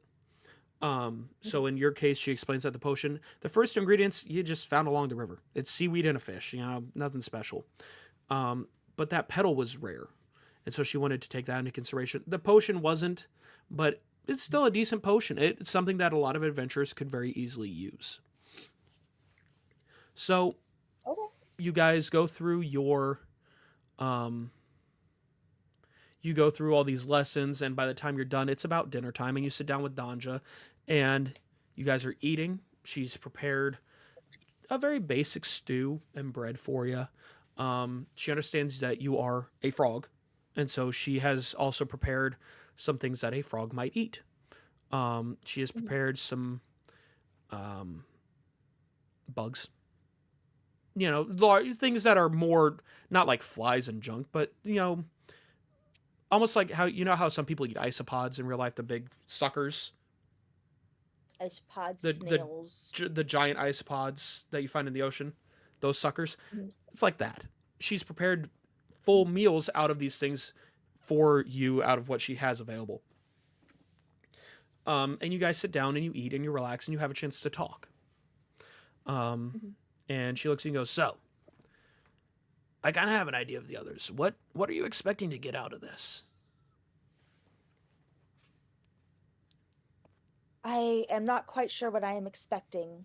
I only initially came out of seclusion to become a paladin, Oath of the River, that or whatever. But part of the lessons of the river is to learn how to forgive, and I have held so much resentment in my heart against all people, and I'm trying to learn how to forgive, I suppose. I can understand How that. to help and It's understandable. It's good that you're wanting to grow, and I think starting out with an adventuring party is a good way to do that. Um, I'm glad also to. Gigi himself accident. Huh? It cut out. Gigi's gonna kill him by accident. Probably, but it's fun. He's a funny little guy. I like him. He's Yes. he I don't know what he is. I have some potions that I could probably give him, and he'd take them without any hesitation, and it would be really funny. I'm gonna give it some time to do that, but he's a weird little dude, and I like it. I like all you guys, but I like his weirdness. He is the interesting thing about you guys. You know, I've talked about combat utility and whimsy potions. Each of you are kind of that. You Mhm. are, in a way, I expect the most durable. You are strong. You have been on your own. You know how to survive, whereas the others don't. Vess, she is the most educated out of you three. She has the most wide range of skills based on potions and spells and survival. I know how Alara has taught her, and she's taught her to be useful. Gigi is just a wild card. He's whimsy. He is who knows what he is. You guys each bring something to the table. You just have to figure out how to mesh with each other. It's going to be interesting. And I think on that for me. Think on that and how you want to prepare for your adventure. The others should be back tomorrow at some point, so get some rest and we'll see them soon. Okay. And with that, you guys separate to go to bed. And in the morning, oh man, that's rough. Vocal, my God. You gotta start doing voice exercises. La la la la la la la. Oh, Yeah, you gotta do your octaves. oh shoot. So in the morning, you and Danja wake up. You have something to eat real quick, and around, before too long passes, I'd say mid morning, the other two arrive in the shop, and they come in and you guys sit down at the table and begin discussing with Danja and with each other how you want to proceed, knowing what you now know and what you've kind of accumulated and done. You take stock of everything.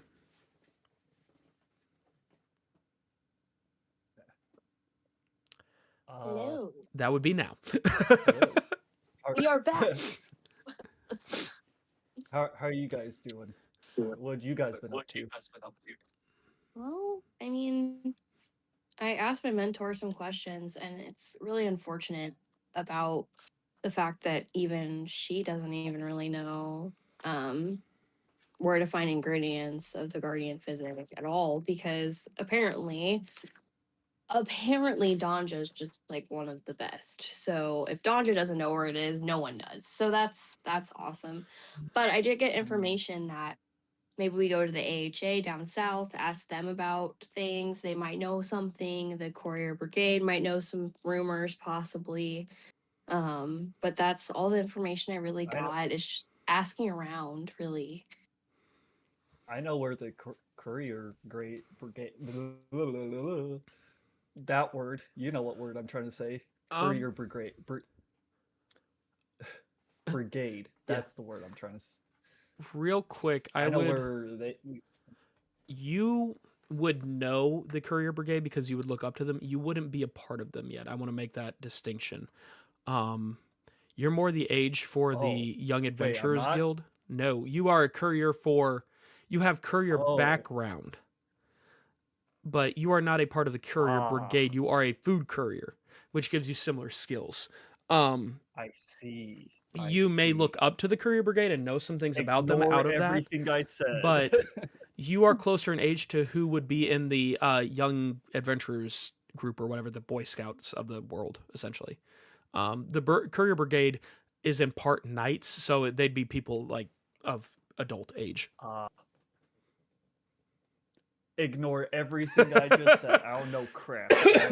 I'm just a child. I'm just child. I am but a lad. I'm just a boy. I'm but a lad. I'm but a lad making it in this cruel world. Danja, hearing you guys talk, pipes in and goes, well, first off, Alara's not wrong. Without sounding arrogant, but probably sounding arrogant. I'm up there. Would I say I'm the best? Probably. But in effort to sound humble, Humble too. there are a couple that are close, if not at the same level. I'll say that much. She is right, though. These ingredients are going to take some research, some asking around, some investigation. There are a lot of groups out there that have different types of information that you can ask from. And there are a lot of groups out there that don't want you to find these things. There are a lot of people who are scared of the corruption that's been going around, as I'm sure you all are aware. Forgot about that. You know, a lot of people are very worried about it. A lot of people are very scared. A lot of people have lost things to the corruption. No one really knows what it is or where it comes from or what it really does. It affects people and spirits and nature, and people are freaking out and trying to give themselves a leg up. And so who knows what people have? Who knows who has? You know what I mean? So just keep that in mind, that maybe things aren't always what they seem, and everyone's just trying to survive for the most part.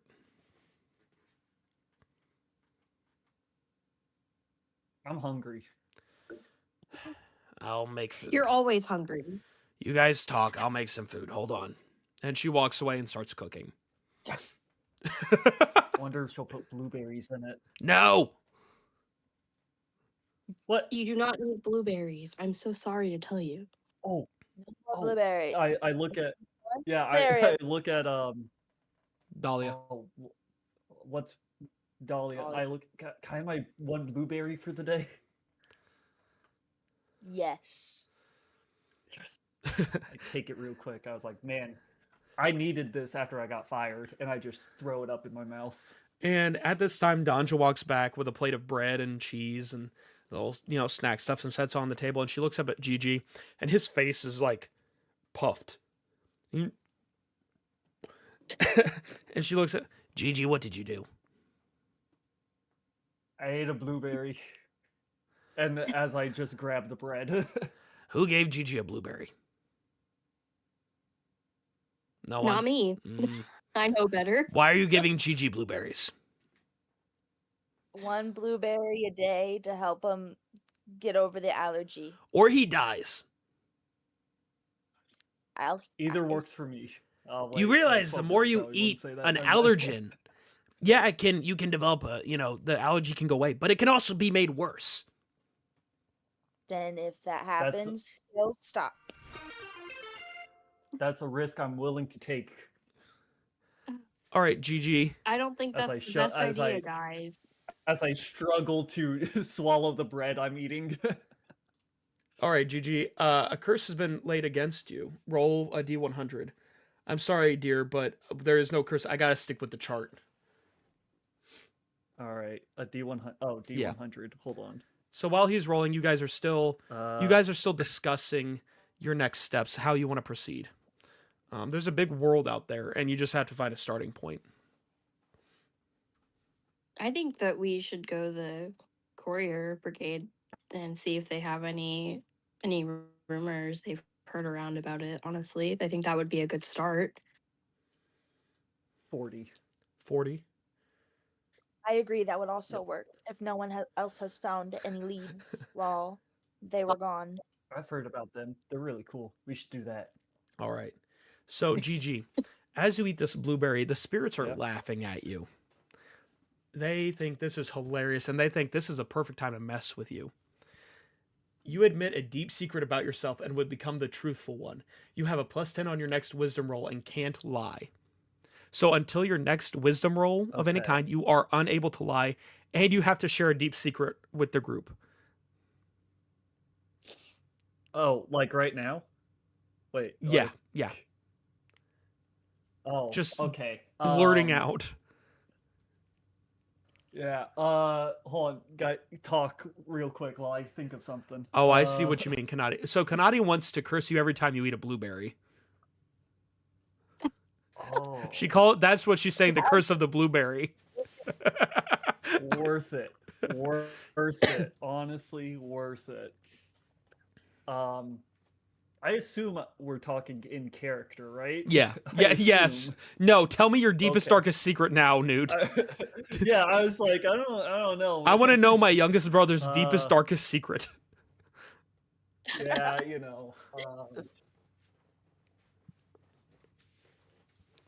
he just like, as he's like eating, he just blurts out like, "I'm really scared to eat alone ever since my dad left."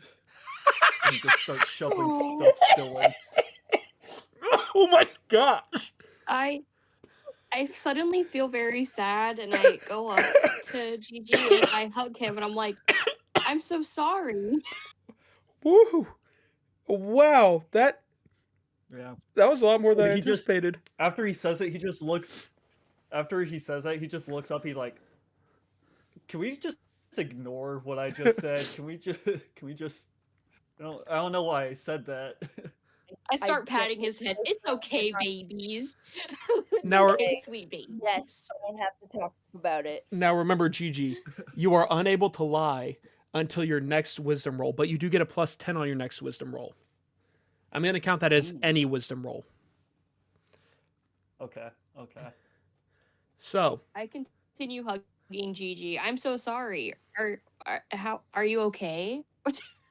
Yeah, it's fine. Rococo, like, he stepped in, but it also made me sad that he fired me. Cause now I'm fired for that. But it's Danja, cool because why I did- guess I can go visit him.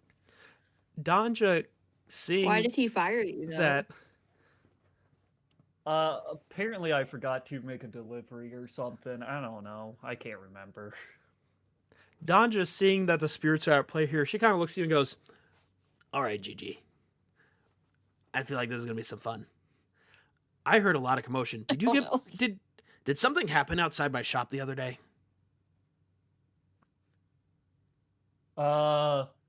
Oh, yeah, something did. I mean, a lot of things probably happened, but the thing you're probably talking about is I killed a squirrel, and then an army of squirrels got mad that I killed that squirrel, and they beat me up, and I cried. But it's fine.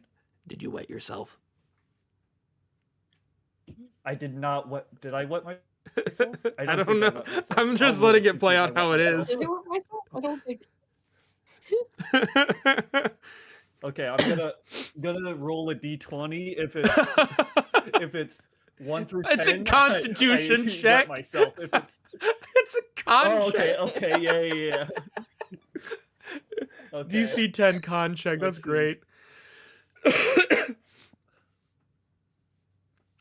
Oh, just barely. Okay. Yeah, I got an 11. We're good. I was close, but no. All right. I'm just messing with you, Gigi. Anyways, so do you guys know what you're going to do? Yeah, I think we're going to the courier Uh, brigade first. All right. Well, in Yeah. that case, let me check one thing real quick. While you guys are eating and Gigi is peeing himself with squirrels. Don't ask me. I don't really. Actually, I do actually need to use the bathroom, so Okay. I'll be right back. Pee break. Anyone else? Yeah, I will do that too. We'll be right back. Okay. Pee break. I would have to go to the bathroom if my husband didn't drink all my liquids that I had specifically here Dang for liquids. D&D. Dang Yeah. liquids. Thank God. Dusk is the one who drank all of it. Okay. Okay, I see how it works. Okay, we're good. I see what we're looking at. That was, whew. Man, that's funny. This That is is- my favorite. Oh, he's dope. Yeah. And then this one's also pretty cool. I did not read it as I understand that's the point that it's not meant to be read, but I got very confused while you were showing that on stream. And then this one I got when I got my tattoo. I didn't know you had a tattoo. I think I remember, but I don't remember.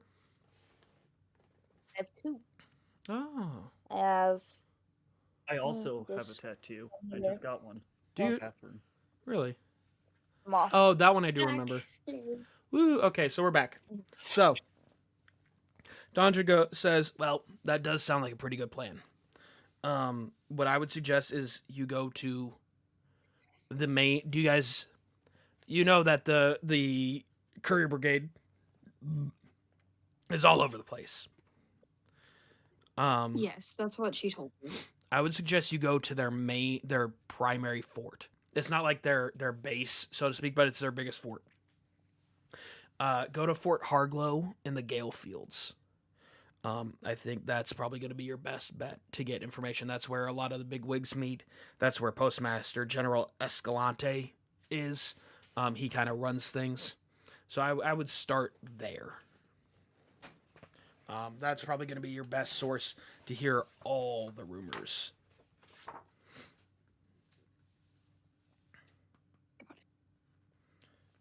Let's see. Got it. But for now, Should we head out? before that, let me see something here. Excuse me. Before you guys head out, I told you, Vess, that I would teach you how to make spirits or soothe spirit. Yes. So, it's a lot like potion making. You're gonna need your ingredients and you're gonna need time. Now, you don't need alchemical equipment or stuff. You can make it over just with water. Boiling down the ingredients and then letting them dry. It will take time. Mm-hmm. But what you're looking for is stuff that you can get at most shops in most towns. You'll need what's the word?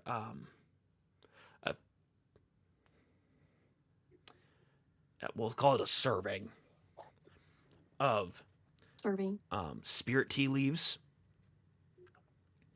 You'll need a serving of excuse me, sorry. You'll need some I keep forgetting the words I'm looking for. Purified sugar. Okay. And you'll need some spiced spirit honey. And all you got to do, you boil them down together to get the essence, then you dry it up, you let it evaporate, and you scrape off what's in the pot, and that's your tea infusion. It will take some time, but you should be able to get all those at shops for, it's not going to be cheap, but it's not going to be like 30 gold or whatever, And so from this, you glean that you can take 2 hours of time to prep a batch of Spirit Soothe. And then you can let it boil out during a long rest, so over 8 hours roughly. And then take another hour in the morning or the next day, whenever, to prepare it. So a total of 11 hours. And that will make you, depending on the pot, if you have a little cup-sized pot, it's going to make like 1 or 2 servings.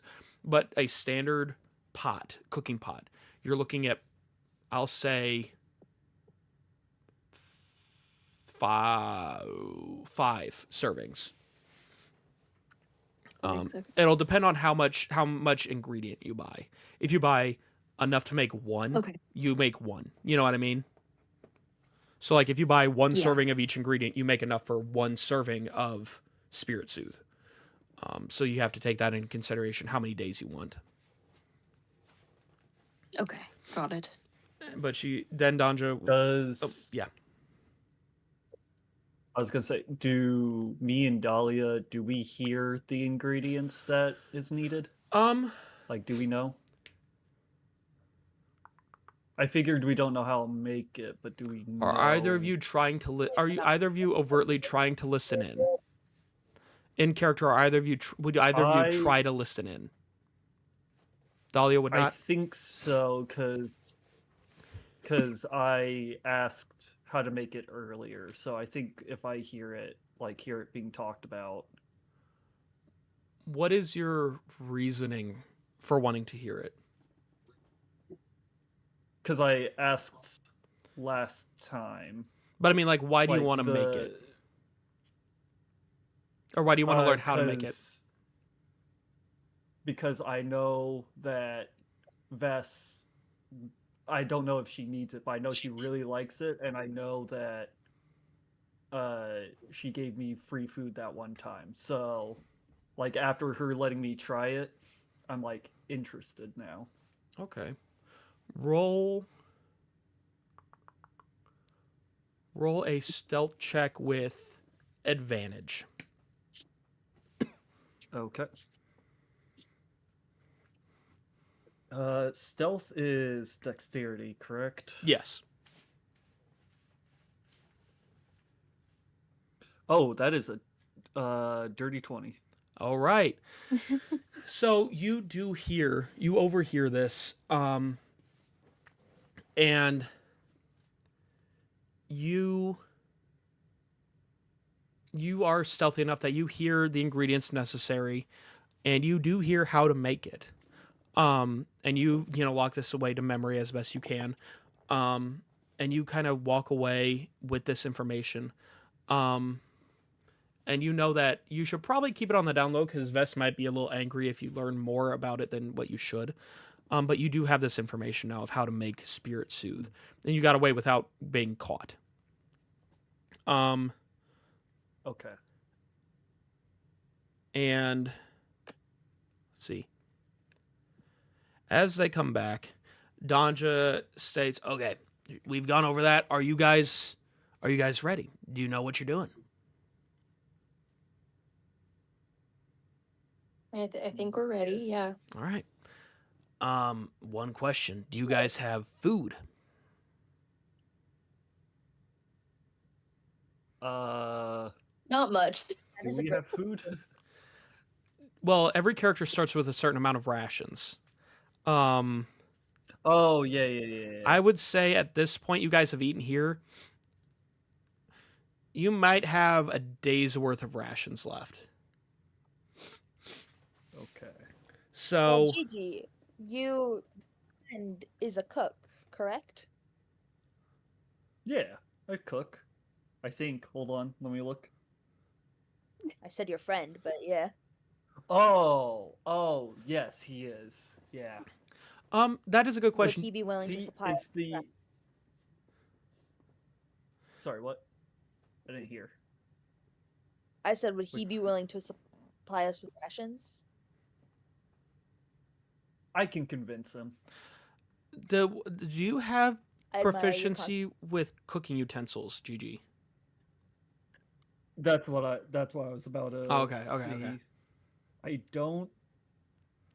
That's what I was. I think barbarians may have that option, or no, not barbarians. It would be from a background. Never mind. I don't know about the courier. No, it looks. No, I got proficiency in cobbler's tools, so I can make a good cobbler. I really hope you know that's not what that means. Yes, I am aware. Okay, I am just aware want to that's make not what that sure. means, but we can try. I No, just- I think cobbler is like leathers and stuff, right? I believe leather I stuff? believe that is the general kind of. Yeah. I think technically it's for like shoes and junk. Yeah. But I That think in is terms what a of cobbler is. D&D, it's repair and modify repair and modify footwear. Okay. I just want to make sure it was the same for D&D. I'm going to tell you what. For your character, go ahead and switch that to Go ahead and switch that to chef's utensils. I feel like that would be Okay. better for Is that your different? Huh? Is that different than cook's utensils, or is Or that the cook's same? utensils. Yeah, it's the same thing. Okay. Basically, I feel like working with Rococo, I understand where they get it with the courier background, but for you, I think the cook's utensils is a better option. So go ahead and switch to that. Okay. So yeah, I'd say you'd be able to prepare food well Should enough I for the party. Okay. Should I also switch? Because right now I have the proficiency in now cook's tools. Should I go ahead and switch the cobbler's tools that I have, like the actual item, to cook's Yes, utensils as well? Yeah, go ahead and do Okay. that.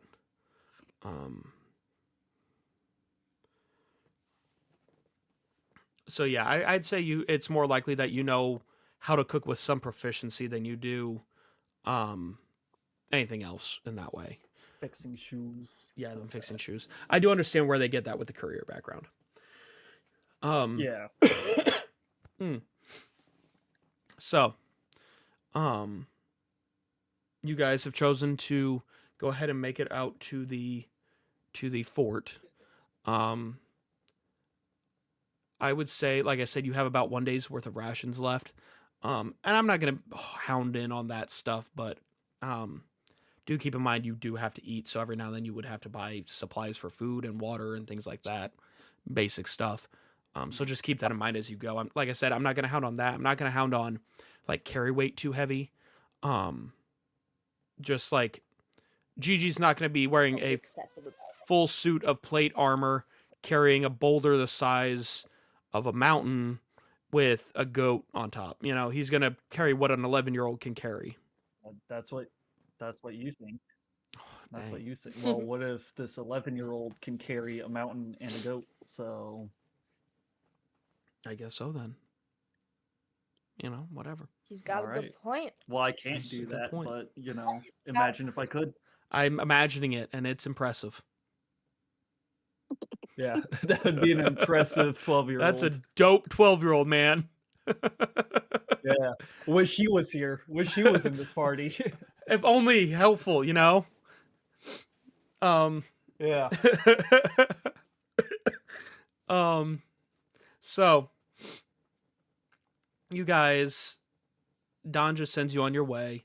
You guys have a bit more money. You've got Satch with your potions ready, and you begin making your way south to the Gale Fields to this fort. I can't remember what the name was. And you've got about, see from there, I'm gonna say right around there. You've got probably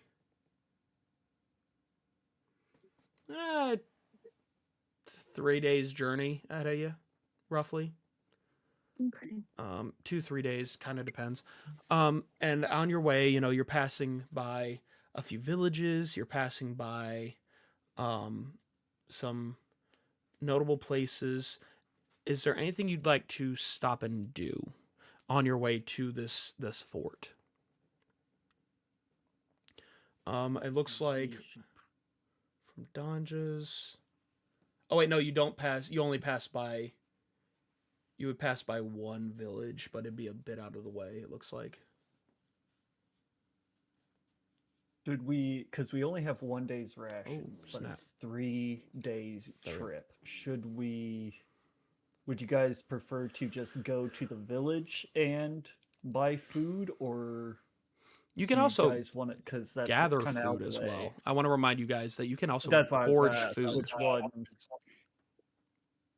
I mean, we can definitely look around and see what we can find for food first Okay. before we decide we want to spend any money on food too. True. All right, So so we looks want like to do that? so you'd say you'd travel about a day and then determine that you kind of have to take a detour to find food and supplies. Mm-hmm. Okay. Yeah. Yeah. Yeah. All right, so I'd say Gigi starts getting hungry. you've made it away from the river. I'd say you'd still have enough water, I'm sure, and there'd be ways to find water. But you are kind of in a clearing between two sets of forest on either side at the foot of the mountain. Um, so you have some options in how you want to go about gathering food, supplies, and things like that. Um, you wake up on the second day of your journey, um, and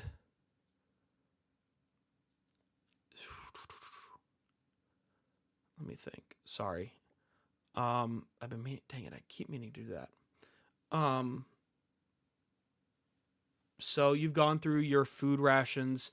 Um, you've gone vest through one dose of your spirit soothe. Mm-hmm. Yep. I need to start doing it where you guys have a little bit of time at the end of each day to do that stuff, but I'm gonna try to remember that. You have to remember it's been a while since I've DM'd. So you're between, like I said, these two tracts of forest. If you backtrack, you could get to the river, but it'd be a decent trip. And you're in a clearing. So how do you guys? What do you want to do to get preparations made? So Excuse me. So we're in a clearing, right? Forage for stuff. Yes, you're about a day's trip down from Danja. You're in a clearing with forest on either side of you. It wouldn't be a long walk to the forest either way. You'd be able to get there pretty quickly. Would I be able to do maybe like either a survival or nature check to see if I can remember what things might be nearby, that would be eatable in the area? I would say, because I know what you're trying to get. Are both of those wisdom? I know think they're intelligence. Hold on. Are both of them intelligence? I thought one of them was wisdom. I think nature might Let be. me see. Hold on. Let me pull up because I have my stats written down, but not for each thing. Hold on. Let me find so survival is wisdom, nature is intelligence. All right. Just so you can finish off your curse, give me a survival check. And remember, you have a plus 10 from your curse. Yep. That would be because I'm also proficient, so I get my proficiency bonus. That would be 18. All right, hold on now. Advantage or disadvantage, Rec? Disadvantage. Roll again and take the lower. You still get plus 10. Oh. You still get the bonuses, but he imposed disadvantage on you. Same thing. Because the 6 was the lower, so Okay. with fine. everything. Actually, it would be no, never mind. It would be 17, not 17. 18. Oh, big difference. Yeah, I know. So you've traveled this area quite a bit, going village to village, bringing material, bringing deliveries. You would have a pretty good idea of some of the snackable things you can get in this area because you stop and snack a lot when you see berries and when you see ingredients and things like that. So you'd be able to forage around in the forest pretty easily and find things that you can dry out to preserve and prep for the night, things like that. I would say that you specifically have advantage on finding things in this area. Okay, got it. So I'm assuming you're wanting to forage around? Yeah, just see what I can find. Okay. You know? Let me see what Make the it a- what are you two wanting to do? How are you wanting to go about materials while we get into the on moving forward? Since he's looking for food, I'm just gonna kind of assist him. I'm gonna go Mhm. around with him and assist him if he needs help finding anything, and because Okay. I'm not used to like finding food very often, so I'm kind of just curious to watch too Okay. on how he does everything. And what about you, Dahlia? I'll start looking for a place to set up camp. Is it you said it was getting towards the end of the day, right? You've got a few hours. You're in a clearing Or that will be able to you'll be able to set up a camp pretty easily. But you're right there in a clearing. And you've got probably 6 hours before, I'd say. all right, I'll just go along with them then. I thought it was later than that. Okay, no problem. So you guys all go into the forest and you're searching around, and you come across an area that's kind of devoid of trees, but it's got a lot of different types of bushes, with different berries. There's some wild crops like wild carrots, wild potatoes, stuff like that growing around. Just as farmers have passed through, their seeds have dropped, things like that.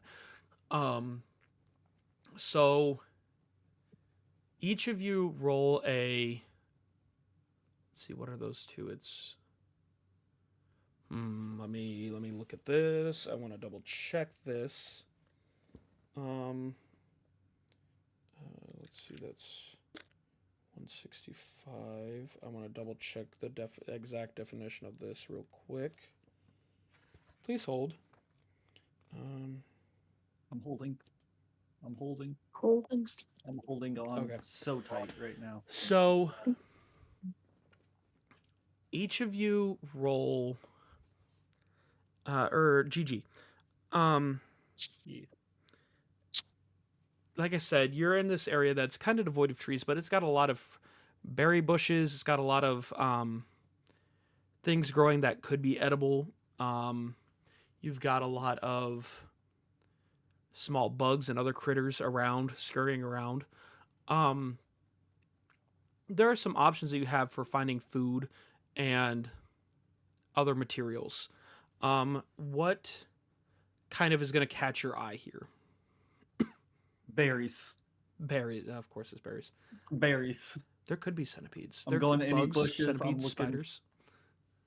Also, is there any? I'm gonna guess their answer is no. There's no like little pieces of like scrap metal or anything around, is there? No, I'd not at assume this not, 'cause it's a time. forest. Not at Okay, this time. got it. Got So it. you're looking at So yeah, berries. just like, yep, not specifically of the blue variety, Just but berries. Just berries. Just like, yeah. Okay. Roll a nature check for me, and like I said, you have an advantage. Okay. Ooh, that one's not good. Oh, that's a nat 20. Nat 20. Woo! All right, so you are able to Yep. distinguish between these berry bushes very easily. You're very used to it. You've been through this path many times. And you're able to, with the help of the other two, gather plentiful amounts of berries that you can dry and use for other things. Quite a bit. The harvest is plentiful, and you know which berries to avoid. You know what each of them can do pretty well. You guys get a good preparation on the berry front. Now, Dahlia, the Our berry berry front. game is wild. Wow, berry game. You balling on berries. Dude, we even found the blue raspberries. They ain't even growing wild. Dahlia. So after you help him with the berries, or along with this, you're all working together.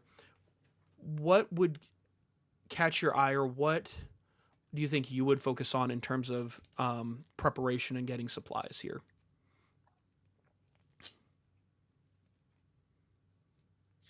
That's a good point.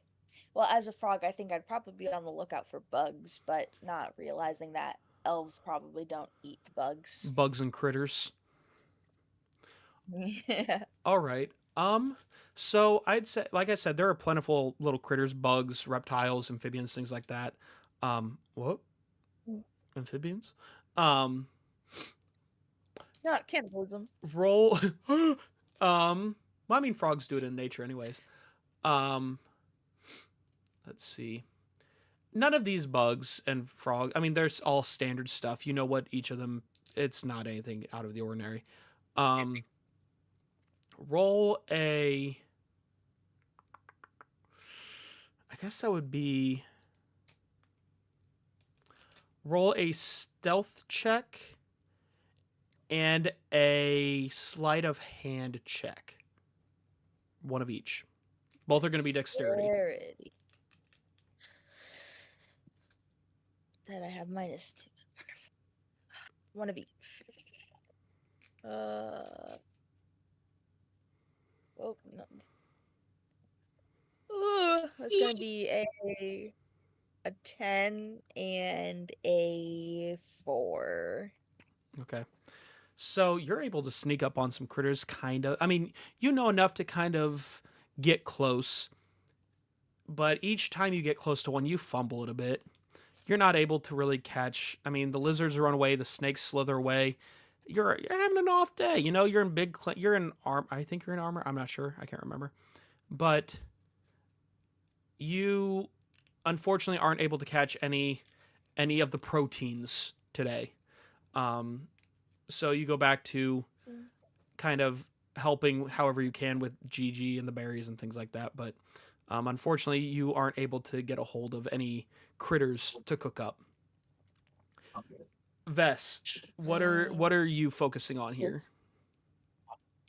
So I think I'm just gonna look for like edible roots around, or like rice grasses, mushrooms, any Okay. signs of like animals around, for like anything like that.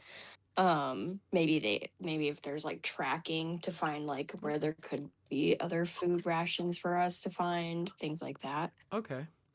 I need you to roll for the root vegetables and things like that, the more hardy plants. I need you to roll nature, and then for tracking, roll an investigation. Okay.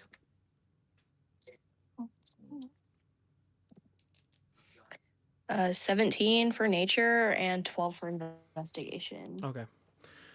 So, in terms of the hardy plants, you're able to find quite a bit. You gather everyone and you dig through, and you find enough like wild potatoes, wild onions. You gather a decent amount of supplies from that. As far as tracking and seeing where creatures are and things like that, that is not as much your specialty. You know, Alara didn't really Yeah. have you out in nature very much beyond just researching. So you can hear some things in the bushes here and there. You see some tracks, but where they're going, you know they're there. You know there are some creatures that you could hunt down there, but you don't really know where they are or where the tracks are leading. Okay. Are you going to? Do you want to pursue that any further? I think I want to follow the track. So I see some, I want to follow them. Because Okay. I'm curious. All right. Since I don't really do that much, I'm very curious. Okay. Let me think here. Sorry, my back. So you see tracks, and you gather the others and begin making your way towards this. Trying to figure out where you're going, where you're seeing these creatures. Like I said, you hear sounds in the bushes. You hear things moving around. And you gather everyone and say, hey, come check out these tracks. I need. Let's see. Who are you guys choosing to take point on this? How would you go about as a group tracking down these creatures?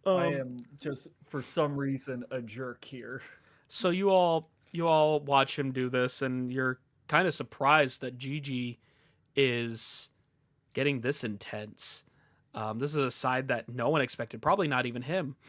Rococo would be very proud to see this. But as you guys sit down for your meal and to settle in for the evening,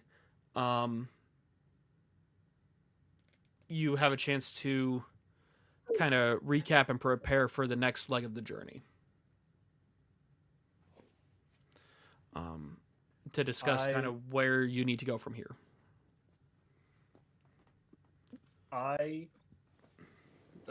Gigi looks at all of them and very concerned asks, "How was it? Was it good? Was it bad? What do I need to like? How was it?" Which, by the way, how was the meal? Satisfactory. It was good. It was good. I liked it. You did good. Oh, thank you. Gigi sits back with satisfaction of it, just like, yeah, I did it. I did that. Yeah. Proud of you, kid. Thanks. Thanks, Mom. Thanks, Mom. So, you guys, is there anything you wanted to do before you settle in for the evening? I don't think so, since there's not too much around right now, and it's dusk, and can't really go adventure as much. So I think I'm gonna go into my long rest. I would assume. All right. Take my soothe. There you go. Okay. I was wondering if you were gonna say it. I have to take my soothe. Yeah, I thought we were about to have a big reveal here. Like a start to that. Dang, you wish. That was close. Oh, well, it was close. I'm sure it'll happen eventually. Actually. But you guys. Oh, we probably will, because I still have to go find ingredients and all that. Yes. And I can play around with that too. Left. So yeah, I only have 5 left. You guys settle in for the evening, and I'm not dead. I'm very much alive.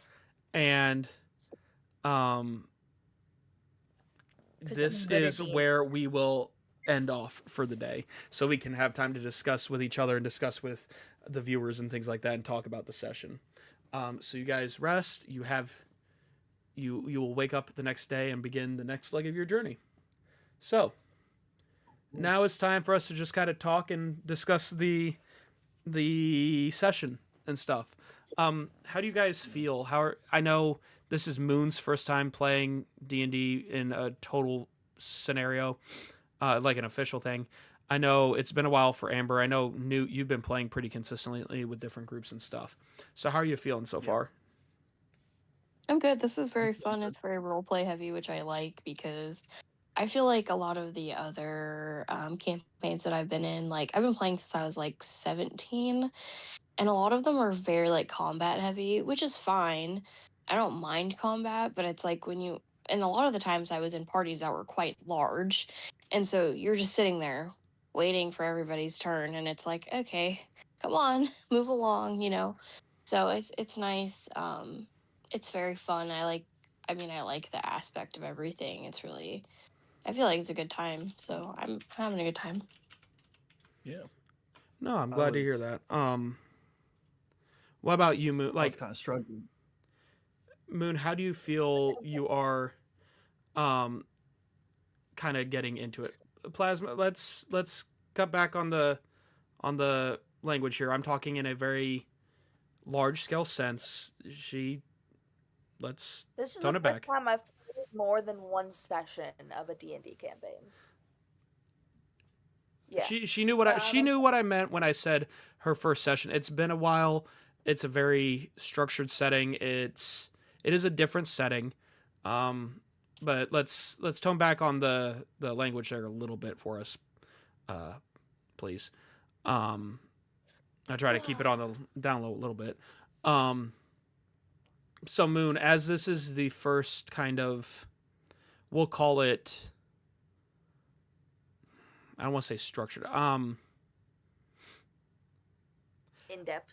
One without, yeah, and with a group that you don't have like a day-to-day interaction kind of thing with, because that does make a difference. There's a big difference between playing with people you interact with on a day-to-day basis or on a even semi-regular basis, and people that you trust, but you don't necessarily interact with on a very frequent basis. Like now that I don't work with him, I don't interact with Newt on a daily basis or a weekly basis even. Amber I don't interact with on a super frequent basis outside of my wife telling me about their conversations, things like that.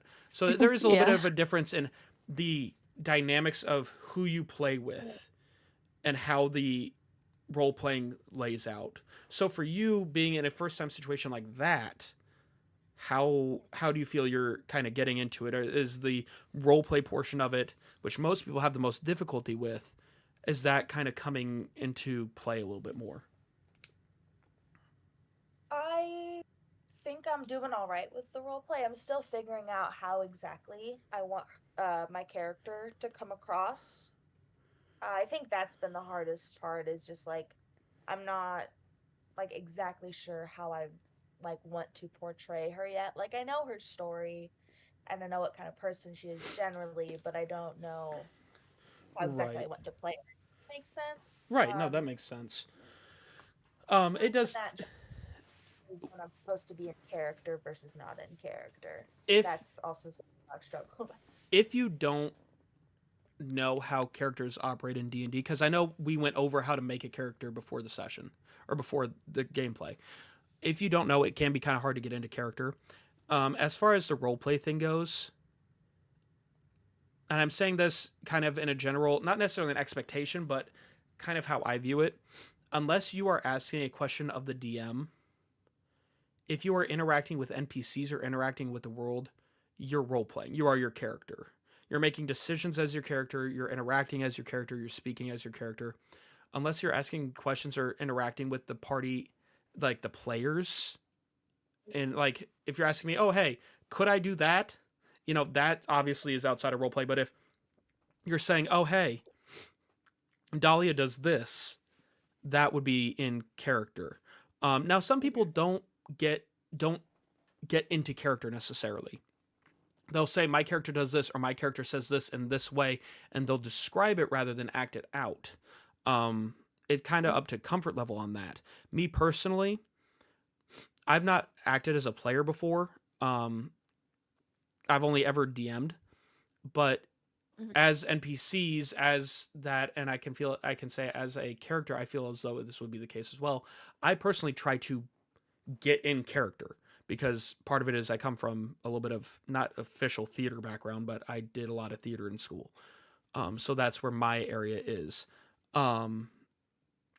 Nice, Darken.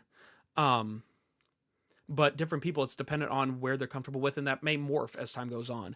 But anytime you're acting as your character or speaking as your character, that is when you would be in character. Anytime you're speaking to me directly or speaking to Newt or Amber, that would be when you're out of character, essentially. Yeah, I've been trying to do a mix of the two versus the like telling my character story and acting as my character. I've been trying to do like a mix of the two. Right. And that makes sense. Oh, sorry, I'm getting my notes together so I remember next session. And to kind of to talk about what you were bringing up, Amber, this one is a very roleplay heavy story. It's not a campaign. I mean, I wrote the campaign. The book is a campaign setting. It's a world setting. So it kind of has the vibe of the world, and you kind of go off of that. There is combat in the story. Sorry. But Obojima, the book, very heavily advises people to think outside of combat as a response, to think of creative ways to answer problems. Because it is based off of Studio Ghibli and even Legend of Zelda, which both to a fairly heavy degree don't necessarily always rely on combat. Legend of Zelda obviously does, but it has its puzzle mechanics and its interaction with NPCs. Studio Ghibli is very light on combat for the most part in all of its movies and things like that. It's all based on creatively finding ways to answer problems. And so this one won't have as much combat. There are ones in the future that I've got that we can do that will. Like I said, I'm reading Crooked Moon right now, which would be more combat heavy because it's a folk horror campaign. I've got one that I was talking about at the beginning of stream. I've got um, I'm interested. the I can't remember what it's called, but it's the non D&D system, where you're Was fighting. that Hmm? was that Daggerheart or No, there is that one, and that one is more roleplay heavy in its stories too. But it does have combat because it's dependent on the story because that's a system. No, I was telling them before you joined that I bought a new book for my birthday. It's I think called Wild Feast or something like that. And the whole concept is you're eating monsters to gain abilities. And in the back of the book it says it takes inspiration from like Delicious in Dungeon and Monster Hunter. And so you're fighting monsters to get their ingredients to cook and gain abilities. And it's a completely new system, completely different system. And so like the characters, you have part of your abilities are based on what kind of specialty in cooking you choose. Your weapons are all cooking things, like oven mitts can be used as, hand-to-hand combat, or a frying pan or a knife, or skewers, or different things like that. That one, it could be dependent on the story, but it would probably be more combat heavy. And it depends, because I know Newt has said that he'd be willing to DM at different points. So what his story would be, or what other guests we have would be. There's going to be a lot of variation, I think, in this series as long as we keep it going. And you guys are making. I think you're making you're going a little faster than I think I expected in a way, but it's going to kind of vary point by point. We also have We'll, Let's Play we'll and get then distracted soon. Don't worry. Well, part of it is also I've done my preparations differently than I normally would. With the first campaign I ran in person, I did pretty much I scripted everything, and then I did like improvisational stuff secondarily. That's just how my personality is I plan for everything, and I plan for a lot of things. But in this one, I kind of left my notes more vague so that there was more to play off of. So it's kind of hard to gauge how quickly it's going. But you guys are getting the gist of it pretty quickly too. So it's all going to vary, and we're going to have a lot of different stuff, I think. And I'm really excited to see where this series goes and who all we get to play with and all that kind of stuff, what kind of guests we may have. It's going to be good. I'm excited. You think we could get Obama onto the thing as a guest? No, that was a bad. I can't get his. Yeah, try. Maybe the Queen of England. Well, she's dead now. I guess it's King of England now. Yeah, King Philip, I think. I No, don't know. Can we probably. get Marcus the Worm on, please? Oh my gosh, I wish. Oh, that would be great. Oh, I would love. And it would be no. What's even better is, okay. This is a spoiler a little bit for way in the future. There is a giant earthworm spirit. Oh my god. Oh, that would be perfect. His name needs to be Marcus the Worm. and Oh, he I is can't remember what its constant. name is. It's a created Well, character it's in the Marcus book. now. Yeah, it's Marcus. It doesn't matter. Oh, that would be so good. We'll figure out a reason to call him Marcus. We've talked about I Joe. love Marcus the Worm. We've talked about Joe something out. maybe being a guest for a character. Some I have a stream friend, Alex, who's been on stream here and there. She has said that she'd be a guest character here and there, possibly. She's done a lot of D&D stuff. And in fact, that's the majority of her content is she talks about D&D stuff on her channel and just hangs out with people. She's really, really chill. Peepo has offered to maybe be a guest character when they can.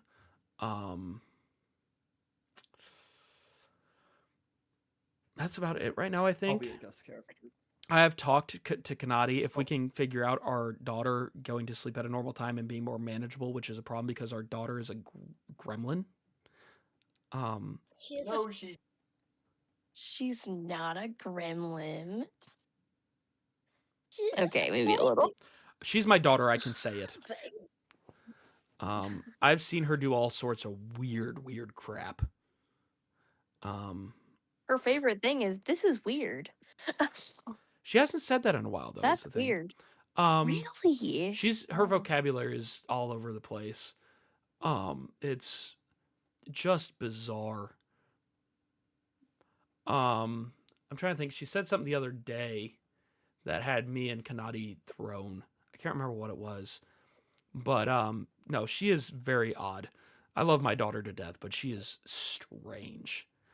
But if we can figure out getting her more consistently in bed and prepped and stuff, Kanadi could possibly join at different points we've talked about.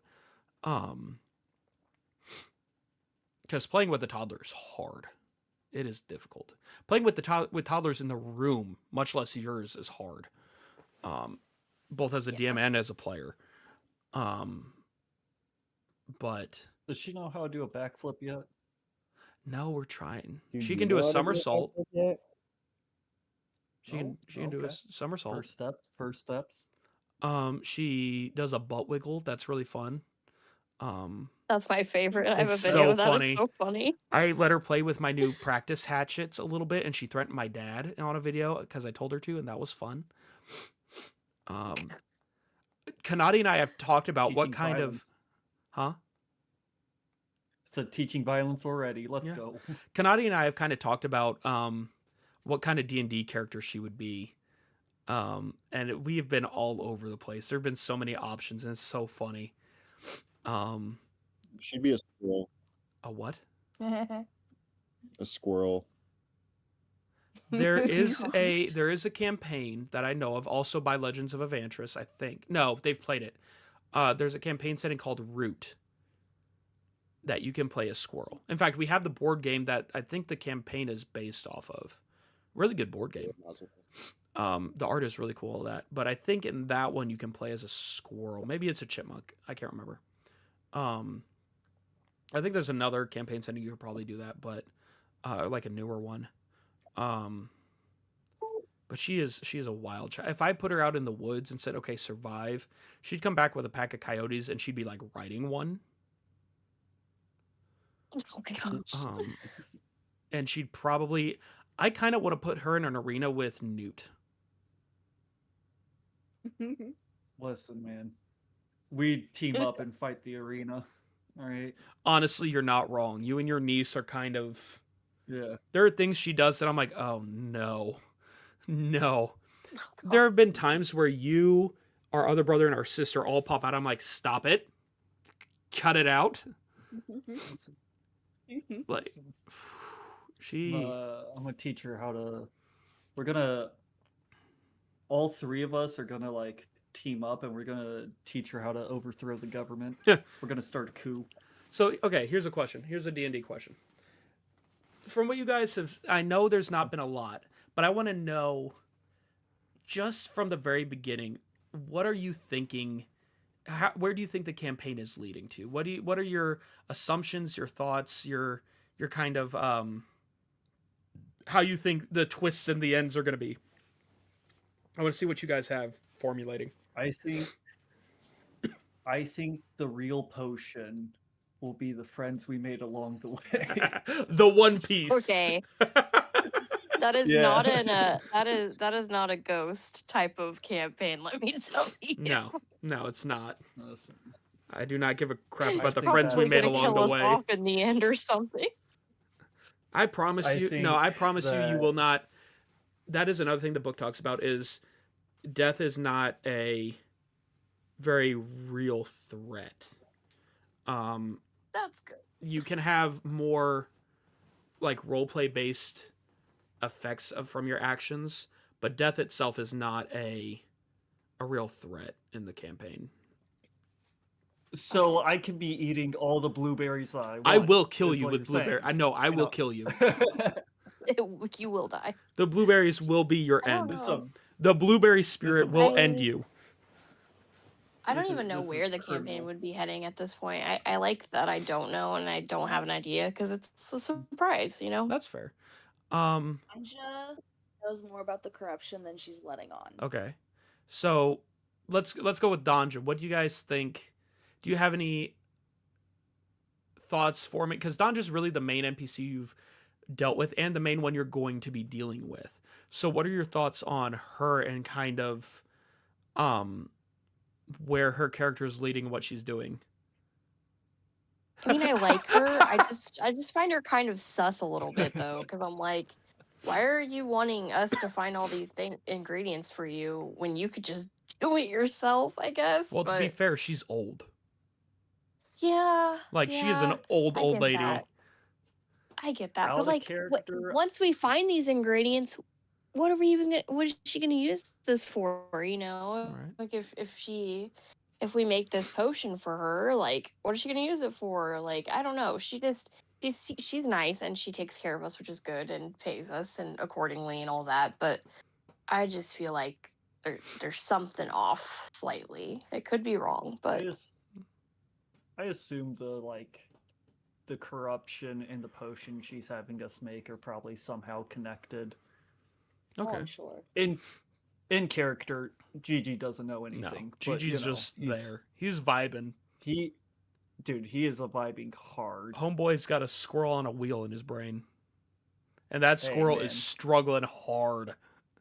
He's actually trying to kill that squirrel. Actually, he is. I do like Kanadi's idea that gum girl from Willy Wonka is Gigi's final boss. With that. The one who turned into the blueberry. Yeah. that's Is that the hilarious. Violet. my Violet. I don't remember her last name, but the first name is I can't remember Violet. her last name off the top of my head. I was never a big Willy Wonka fan. It was never my thing. I liked. I thought the new movie was a lot more fun. My bigger stories. I was big on Alice in Wonderland. I've always really liked Alice in Wonderland. I know me and Newt's middle brother was very big on Peter Pan for a long time. He also Me too. I liked Peter Pan and Alice in Wonderland. Yeah. Um, He was also a big fan of that. thank you, Reishi. Violet Beauregard. That is correct. You are, yes, Violet Beauregard. There we go. Oh, She's the one who turned Dude, into a that's- blueberry. dude, that's the final boss just because of that name. I don't like that name. I Violet want to beat her up Beauregard. just because It's a good name. She came from a rich family. Yeah, It's a that good last name. Oh, I'm beating her up. Isn't her character like the one that bought like the hundreds of chocolate and made her servants open it for her? Yeah, yeah. Well, at least in the newer, No. Yes. yeah, it is. That was the other one. That was the other one. Oh no. Violet's the one that Yeah. wins like a ton of medals. Yeah, she's the Oh, gymnast. Yeah, she's the gymnast. Yeah. Veronica Salt is the rich one. Yeah, Still yeah. rich, but yeah. Yeah. Veruca Salt is the rich one. Violet Beauregard is the one who she was in the newer movies. She was the one who won all the medals for chewing gum, which, okay, whatever. You know, It's a stupid. weird medal to win. I It feel really is, especially multiple times. Like, what do you just kind of come into the competition like, yeah, still chewing it, I it's still going. I They're like, ate a whole, more I ate a medals. whole packet of gum at one point. Do I get a medal for that? No, you get no medals ever. What? Come on, man. No. Also, don't do that. That's dangerous. Don't shove the entire pack in your mouth. That I almost You want died. it. Like, Oh, hold on now. I will say, Kanadi has told people that I say this because of the whole don't shove a whole pack of gum in your mouth. She's told people that when I eat, it looks like my jaw hinges like a snake. yeah. And I don't know how I feel about that. Part of it is because we went to Chili's like a month or two ago, and I got they have what's called the Big QP. It's a quarter pounder burger, but more. And I added another patty onto it, and then bacon. I mean, that thing was like that big, and it came out, and she's like, "How are you going to do that?" I'm like, "The will of God, I guess. I don't know." And I did. I'm the guy who Hear no bell. I've eaten 10 chicken nuggets all at once, and it's kind of where it's at, you know? Tell her she's pretty. You're pretty, I guess. You're pretty, baby. I like lizards more. Dude, okay. That reminded me. Dope story here. No, wait, Um, no. Okay. What? I was gonna say I have something about wizards too. I was just gonna say I went to get my ring removed because it was causing swelling, and the shop I went to, the jewelry shop, not only were they selling knives made by local people, they had a fish tank, and they had a parrot. Oh, parrots are In so the fish cool. tank? That's what I told Jay or Kanadia first. I'm like, the parrot was in the tank. It's an aquatic That's where we parrot. live. You know where we went? What's a Schwarzwald chocolate cake? I don't know what that is. But what's your lizard story? Oh, so this guy came in a few days ago at work and he brought in all of these little like projector film images, Mhm. and I guess he works like for the state agricultural something or other, and it was a bunch of pictures of different local salamanders I think that he had taken, and he had asked us to scan them onto a little flash drive, and it was so cool. There That was is like cool. That is dope. at least 7 or 8 different kinds of salamanders on there. You know what our state salamander is, right? We have a It's- state salamander. It's the state amphibian. It's the Yeah, it's some variation of the tiger salamander. Yeah. That cake sounds like it would kill me, Reishi. I can't do a lot of sweet stuff, especially like really dense sweet. So that would probably kill me. I'm more of a salt guy. I like Same. salt. I'm more of a savory Um, person. I'm Dude, looking at Savory pictures all of the that's a way. big cake. That That is. is a big cake. Oil flavored stuff down my mouth so much. What? that What? I Hold like- on. Reverse. What's Okay, down your mouth? I could not handle spice very well Oh, when I was younger, but I Oh. eat it anyway because my brother loves it, and I thought I was being cool. And now I just enjoy the taste of buffalo, and I don't feel the spice anymore. the I don't heat. like how buffalo. No, neither do I. The heat is okay, neither. but the taste alone is very. It's bitter. I think. I Well, don't. like they do is vinegar. just That's why. pinch peppers and just shove it into the sauce. There's no attention paid to the flavor profile. If you're having buffalo, you're just trying to look cool. Now, I like a buffalo buffalo. chicken I like wrap or something, or buffalo mac and cheese, I'll throw down with Those some are good. buffalo mac. I'll mess that up. Oh, messed up. Oh, well, you It know, tastes weirdly sweet. I'll mess up anything. I just like food. I'm an eater. Dude, so- Newt has seen I like. Newt has seen my worst eating habits, I believe. Oh yeah. It's Yeah. it's bad. I've had to cut down over recent yeah. years. You as a child were Voracious. big. Hey, yeah, okay, I was. yeah. Yeah, I was. Yeah. I'm still big, but I look normal-er. Yeah. There's no way Every a- time you had a bowl of ice cream, I was just sitting there like, bro, you're about to die. There's no Like, way for a 110-pound 10-year-old to not look slightly orb. Yeah. I was, I think, one of the only two think- 10-year-olds in my class who hit over 100 pounds at that age. I Which don't is think I not. passed 90 till I was like 13. I've not been below 100 pounds since I was like 8 or 9. I've not been below 200 pounds in the past, like, 6 years. When Kanadi was pregnant with Avalon, she lost 40 pounds, and I gained it. That's not Isn't it supposed to. like- Now, That's not supposed to be You how that like works, Talda. huh? You like Talda, so it's like It does even maps out, out, but you know? well, and I'm very barrel chested. Which you set me next to like Newt or our other brother or even our sister. In terms of just build, I look nothing like them, like at all. no. Newt and our brother especially are just like, and Newt, I mean this. I don't mean this as possibly insulting as they're like Slenderman. We are. I was gonna say stick bugs. Yeah, it's kind of like a stick bug versus like a rhinoceros beetle.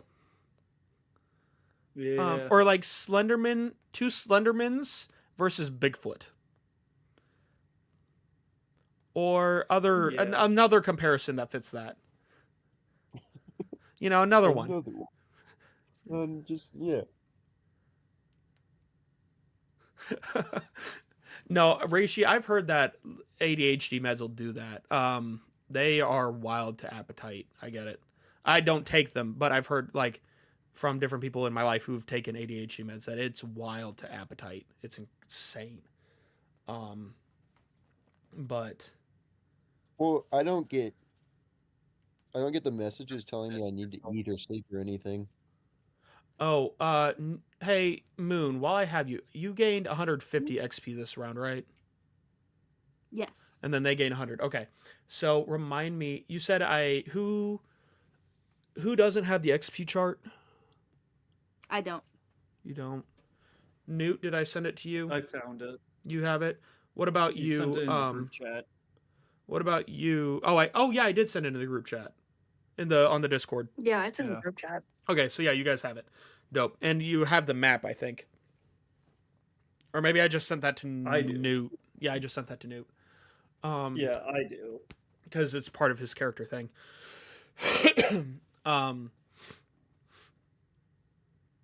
I will say some of the added stuff, the flavor text stuff to the characters and like the extra abilities and perks and stuff, they've lined up really well. I like how they've lined up. You guys have some interesting characters and stuff. But it's interesting to see how this is going to go. I'm very excited to see how it ends up. I think it's going to be a really good. Remember, What do you got to remember?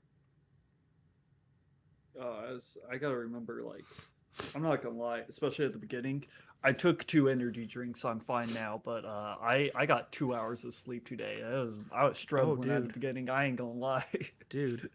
Oh yeah. Yeah, Wait, it's no, a bit you go to rough. work tomorrow, don't you? Or is it Friday? Yeah, different reasons. Oh. For the Do you lack work of Thursday, sleep. I Friday, had to get Saturday, up or Friday, early, Saturday, but Sunday? Thursday through Saturday. Thursday, Friday, Saturday. Okay. But with that, it's now time. I'm gonna let you guys go get your sleep, get your rest, all that stuff. Thank you all for joining, and I'll see you as of now planning next week for the next installation. So if you guys want to go ahead and hang up, I'll go ahead and do my outro and later. Yeah. Later. Bye. Give me 1 second. Ooh, what's showing up? Oh, no. Where am I? Full guy. Oh, that doesn't work. Huh. Well, that is a problem. Let me just do this. Hold on.